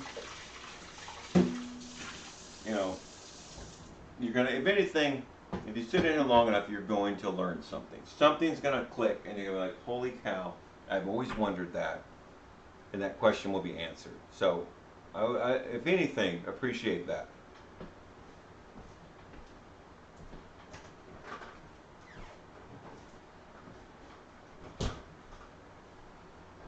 You know, I've been through culinary school. I spent 15 years doing this. That's a lot of knowledge. And it's unique knowledge, because I always had to do it to protect myself from not having that knowledge and cooking different food all the time. Like I said, for the first 2 years I was a personal chef, I never cooked the same thing twice. So my learning curve was super steep. But this is like getting a culinary degree, but for free. So all the questions that you would normally get if you went to culinary school, you'll have that knowledge base whenever you're done with here. There was one girl that I worked with I trained her for 2 years. I think it was like 2.5 years. And she knew more than any culinary graduate I knew to date. Just because she did the same things that I do all the time. And she just absorbed herself into it. And she learned all these things. And I'm trying to make it as easy to understand as possible. I'm not going to teach you French terms. I'm not going to make dishes that are irrelevant to your everyday life. I don't want to have you make a duck confit if you're not having a dinner party with like executives. There's no reason to learn how to cook that. Now duck fat is friggin' amazing, and we'll do stuff with duck fat when we get into the seafood, because a duck is a fish. It's important that you understand that. The ducks spend more time in water than they do in the air, so when you cook them, the temperature of a duck breast should be the same as a fish, so it shouldn't go above 135 degrees. That's why you can eat duck, because it's a fish. So, because whenever I do the all flying thing, the first thing I found out, because I took all flying animals, and I was like, all right, what's the consistent sameness between all of them? And it's always that there's myoglobin somewhere stored in that animal. They all have basically the same structure as far as meat's concerned. And they're all cooked to 155 degrees. The carryover is 10 degrees, so they're done at 165 degrees in the breast. The breast, that means the leg and the thigh are about 175 degrees. They're done. So that's because of the myoglobin, because heat passes through myoglobin quicker than it does just standard water. So you take that and you run it all the way across. I was like, oh shoot, what about ducks? Because you never want to cook a duck breast to 165 degrees, because it'll be garbage. So I'm thinking, I was like, well, where do ducks spend all their time? They spend all their time in water, because the correct temperature to a duck breast is 135 degrees. It just makes sense. So stuff like that, that's what I'm trying to pass on, is that information that you're like, oh, okay, that makes a lot more sense than just saying, cook it, and cook it to this temperature. Understand that a duck is actually a fish. So wrap your little heads around that. Let that soak in for a minute. So, like I said, that's what we're here to do. I got a crap ton of knowledge from all my years of doing this that I want to pass on. And it's not, like I said, first day one, I said that I'm not a wizard. Chefs aren't wizard. They're not so talented that you can't do exactly what they do. All they're doing is they're living within the parameters of what food can and can't do. So they're not, they may have talent, but it's no more than somebody who knows how to ride a unicycle, which I can't do. I can cook, but I can't ride a unicycle. I'll fall over. Can I have a Ziploc bag, please, for my pork, so I can put it away? So, I appreciate you people coming in to my little streamy stream and checking us out. I appreciate the ones who have followed us. That's amazing. I love it. You'll get notifications of what we're doing. Like I said, right now we're waiting on our chicken parm to do its thing. It's in the oven, cooking away until that's done. I was doing a little cleanup so we can finish our dish. I'm probably going to start the pasta water soon, because our dish in the oven is just about done.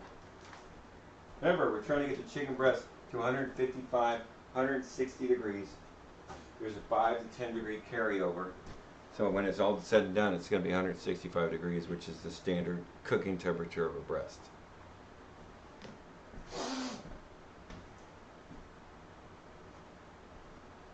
So, finish up my dishes. If you have any questions, or if you just want to say, hey, how's it going? We're here. Said I got to do my dishes.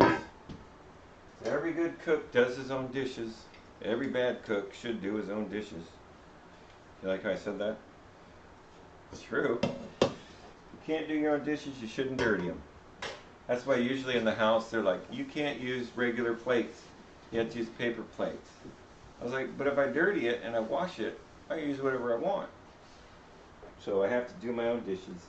Otherwise, I have to eat on paper plates. That's just the way it is. It's worth the sacrifice. Not a paper plate guy. So I really want to express to you guys how happy I am. Today was great. It's not over yet, but I'm really super happy that people showed up and people are talking in chat, and it means a lot to me. It does. I like making friends over food every day. If I can talk to anybody. One time I was talking to somebody on the phone from the government, and she was calling to ask me some questions about tax stuff, like I owed the IRS, or I don't know what it was about. But anyway, she asked me for my email address, and I gave it to her. My email address starts with chef. And she's like, "Oh, you cook food?" And I was like, "Yes, I do." And then we went and we talked about food on the phone. Now, she was at work. She worked for the IRS. We were on the phone for 45 minutes talking about food and how she's like, "I don't know how to do this." So I was explaining to her about how to cook stuff and what to look for and the seasons. And she's just like, "I am so sorry. This was basically her calling me to try and find out how I was going to pay something that I actually didn't owe, but she wanted to find out information about, where I worked, stuff like that." And we ended up having a 45-minute conversation about food. And so, to me, that was the best phone call I had all day, was when the IRS called me. Because I love talking about food. You could come to my house and try and beat me up. As long as we have a conversation about food in the middle of it, I'll be like, "Yeah, that's nice." Well, actually, if you take the parsley, right, you're socking me in the eye. So, if it's about food, I'm there. I love talking about food. Usually, people don't like to talk to me about food because I know a lot, and so I never shut up. So if you bring up one thing about food, I start going into the history, and you'll hear "actually," and you'll hear that a lot, and they're just like, "Dude, I just wanted a cracker." So this is a great avenue for that. Because I could sit in here and talk all day long about food, and if you guys want to stick out, you'll learn a lot, but I can always just continually talk. So I actually love it. I'm one of those rare people that could talk for 4 hours without stopping about the same subject. So love it. But right now, like I said, we're doing dishes. We're getting ready to plate up our chicken parmy parm. Chicken parm parm. Huh? Don't you have to make the pasta? Yeah, but that's only going to take a few seconds.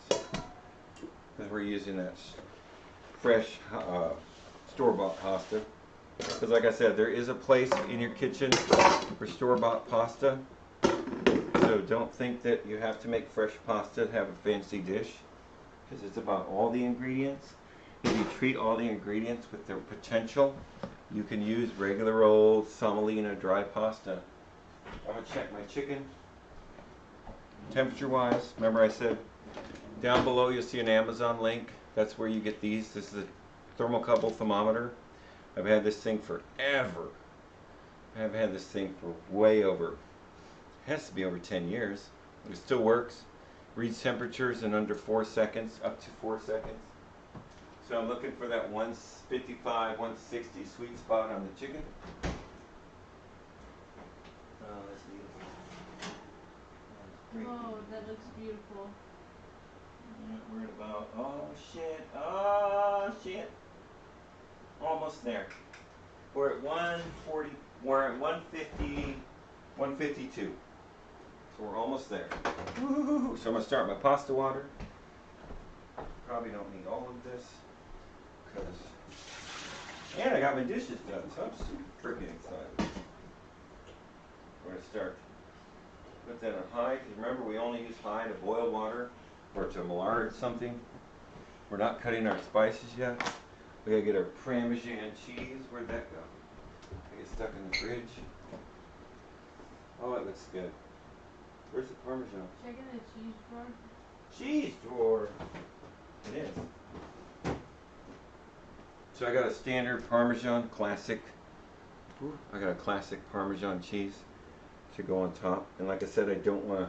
This is what I want to use as like a contrast in texture and temperature. I want this to go on the same time that the rest of my herbs and stuff go on. So I'm kind of holding off on putting my Parmesan on there. It's just so much prettier. Got my raspy rasp. So, gonna pop this baby open. Yes. So tomorrow we are doing more pasta. We're gonna rechange the tomorrow's what we're doing tomorrow. I think that we're going to do a white sauce because we did a velouté yesterday when we made a chicken piccata or shrimp piccata. So today we made a red sauce. So I think tomorrow we're gonna make a bechamel pasta. So we may make mac and cheese. We make something as simple as macaroni and cheese. You use the bechamel with cheese in it. Oh, it's so good. And then show you how to make a straight up, not fancy, but a dang good macaroni and cheese. All right. Now, we're gonna shut the oven off. I keep eating all of the cookies. Did I bring you a cookie? I went and got one. Oh, you did? Yeah. Yeah. Tech even made me cookies today, so you know I'm having a good day. So I got my cheese, I got my store-bought pasta. Like I said, it's just as good, and a pinch is great for that homemade pasta flavor if you like it. But it's just less expensive and more satisfying to make it yourself. But it'll work in a pinch. I don't complain. And it's always good to learn that skill of making homemade pasta, to just have that skill set, especially when making lasagna. Lasagna with homemade pasta, there's nothing like it, and it's just as easy. And you can roll it out with a roller, or you can get one of those little cranky things that you have on your table. So, gotta check my chicken. I think it's done. It is freaking beautiful. Once you guys look at this fan, it's hot. It is boiling in my hands. It's boiling me. Let me move this stuff so you guys can see this. Because this is beautiful. Look at that. The cheese is toasted. That is just, the provolone is nice and toasted. That is like sexy. Then we're going to put the fresh Parmesan on top of it with the herbs, and then take the pasta once we make it, add a little bit of olive oil to it, and toss in some fresh herbs with the pasta. Plate it with a little red sauce, chicken parm. I'm telling you right now, there's nothing. I do love provolone. I'm thoroughly enjoying this. Thank you, Rex. Good. I'm glad. I kind of themed on my I think Rex has kind of been forefront and foremost in going, make this. I'm like, all right, I'll make that. And I think he's been enjoying watching us make food. It's not just, you know, open up a box or measure something out. This is all straight from my heart. And it's super important that you guys see that and realize you can do the same thing. There's nothing stopping you. You just have to take that leap. You have to jump. But once you jump, did I put something under that? Good. Once you jump, then things just start getting easier. Like, we flavored this chicken by brining it. So it is not dry. You can't dry out a brined piece of chicken unless you overcook it to the point of no return. So we cut in this chicken. It's going to be tasty because the brine brings flavor into the chicken. It's going to be juicy because the or the water molecules inside the chicken are now heavier and they're harder to get out of the chicken. So you notice it didn't wash out my sauce. My sauce is still nice and thick. It still has that great consistency, you know, and then you're going to mix that with a little bit of the olive oil off of the pasta, and it's going to thin out. It's going to be, that's amazing. Oh, now I'm hungry. What? Can I have some? No. Let's let Tech taste the tomatoes. That's really all you're going to get right now. Only because I think I got a little piece of cheese in there for you. There you go. It's probably hot. Should maybe wrap my dish. So, it's not hard. It takes a little bit of time, and obviously it takes a lot more time if you're having to explain everything as you do it. But it's not a difficult task to make good food. You just have to know the boundaries and understand the do's and don'ts. Brining your chicken makes your chicken bulletproof. So every time you cook it, it's always juicy, it's always flavorful. You don't have to do anything else to it. You don't have to put a marinade on it. You don't have to soak it overnight. You don't have to do anything but simply brine it, and it will bring out that flavor. And then it tastes like, it doesn't taste like sugar and salt, it tastes like chicken. And that's what I want to drive home about brining. Brining just brings out that natural flavor. Oh, my water's almost boiling. Brings out that natural flavor, and it's great for chicken. Chicken loves to be brined. I'm guaranteeing you, you'll never have another dry chicken breast or turkey breast or any breast for that matter. So, water's almost ready. Super excited. We're gonna plate this up. We're gonna chop up some herbs. We're gonna cry. We're gonna sit in the corner and cry. It's gonna be so pretty. Gotta find a good plate. I think that's this plate. Yeah, that's a good plate. There's a good chicky parm plate. Plate up on. I went and got some square fancy plates for you guys for plate ups. So you could be like, that just looks like my grandma's dish. So I got you some nice fancy dishes so that you can have. So like I said, I still haven't cut up my parsley, still haven't cut up my oregano, my thyme, or my basil. But what I am going to do is I'm going to move this hot chicken to the top of the stove so it stays warm.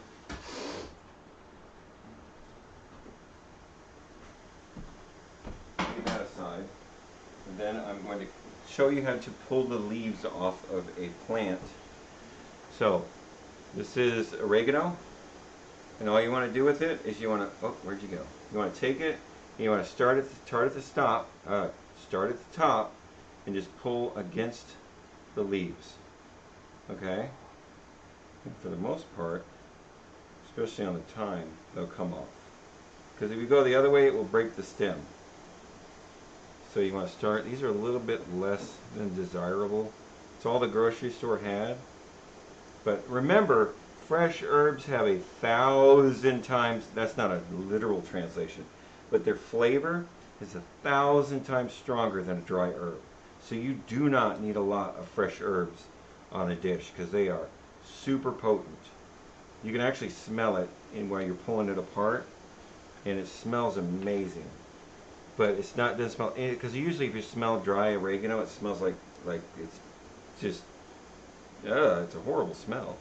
It just smells bad. It smells like a bad potpourri. But fresh oregano is amazing. So I got about a loose tablespoon of oregano. And now the thyme leaves the same way. You just start at the top and you pull down, and it will pull the thyme leaves off. And the thyme leaves are more tedious. That's just because they're tiny, they're spread apart, and it takes longer to do. But, like I said, it's all about the commitment to making good quality food. Can't shortcut now, ladies and gentlemen. We get a long cut. Sorry. My humor. I keep seeing people walk in the house. It's freaking me out. Tuesday. I know. Yeah, we're getting ready to play D&D soon. I'm excited for that. Get to feed my son some chicken parm. Waiting for my water to boil. So now I got my thyme. I got my oregano. And I'm going to take my basil. Remember, we're using the herbs. See how dead these plants are? So the herb is the leaf. The spice is everything else. So the stem is the spice. This herb is the leaf. So we're just taking the leaves off. Which these have been sitting out for too long. That's why they're all loose and weak. They're weak. But that's plenty of spice for this dish, or herbs. Our water's boiling. Now this is just like the pasta we made yesterday. This pasta is going to cook really super fast. So once we put it in here, it's going to have time to stir it, and it's done. Okay? So, putting the pasta in there. Oh, you can't even see it. Oh, well, trust me, it's going into this pan. All we're doing is trying to, and this is actually, I saved the tomato water from when I stewed the tomatoes to tear them apart. I just saved the water so I could cook the pasta in it. Because why not? I'm just Right. gonna stay at the table. Okay. Sorry you can't see it, but it's just boiling pasta. It's not a big deal. Get a strainer. We're almost done, folks. Hang in there. So we're just going to stir this. Bring it, pretty much just bring it back to a boil, and then it will be set. So that's all I'm waiting on. It's not going to take long. So my parm's done. This is done. Got this done. Got this ready. Got my spices for my roots. Great to go inside of a soup or in a stock. These stems, oh, they're amazing. They bring so much flavor, and they're so easy to keep because you really don't have to do anything to them. Even if they dry out, they're still good. They still have the oil in it. Okay, this pasta is just about done. Let's check one. You gonna throw it at the wall? No. No, pasta's done. Pasta's done. Really good. I love good cooked pasta. Well cooked pasta. So we strain it. Hopefully it all doesn't go off those big holes. And they all should stay together, so it should be good. Cheeky parm.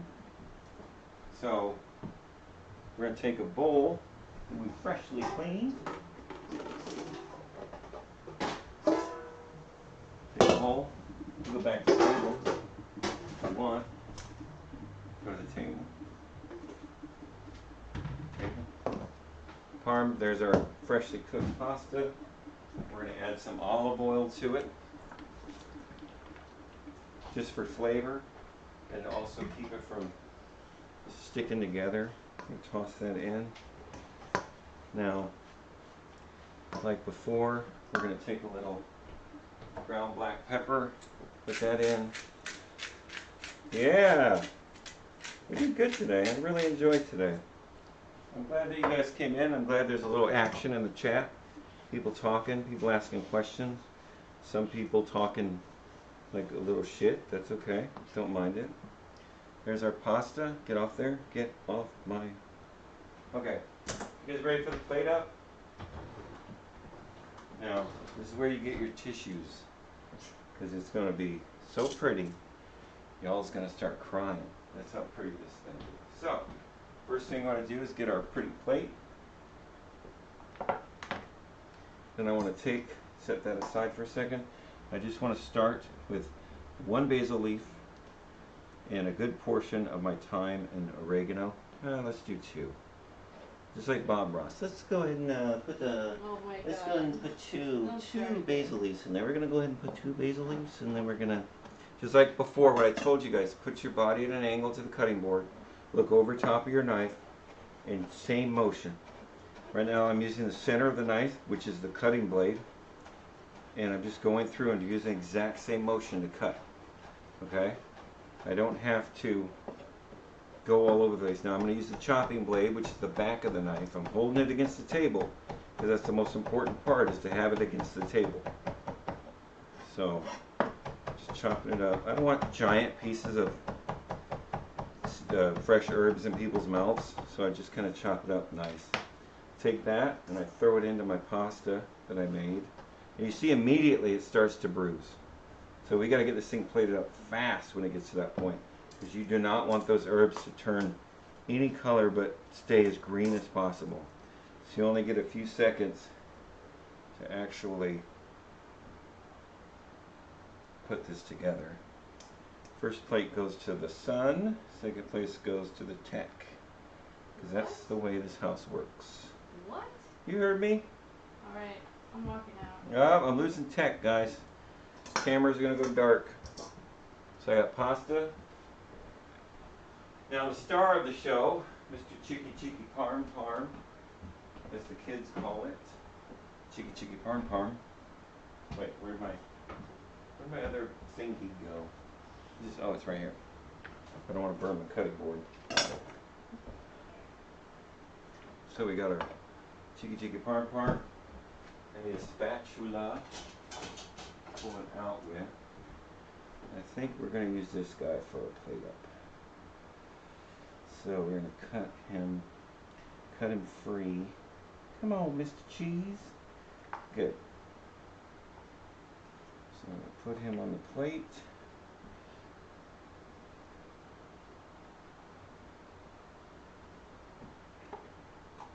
Now I want want to start by putting just the, because this is kind of congealed a little bit, which I like, because it gives it that strong tomato flavor.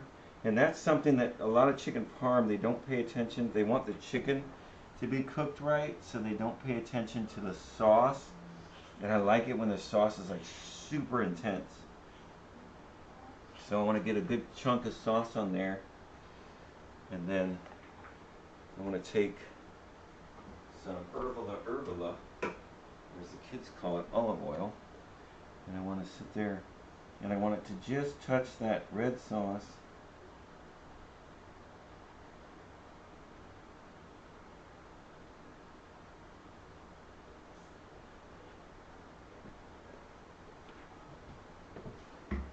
Then I'm going to take a little of that red sauce we got yesterday. Hang in there, guys, we're almost done. Plate up's almost done. I want to take a little bit of that, congealed sauce that's on the bottom, and I'm going to mix it with a little bit of the red sauce we had from yesterday, or day before yesterday when we made red sauce. So I want to stir this in. It's a little thinner.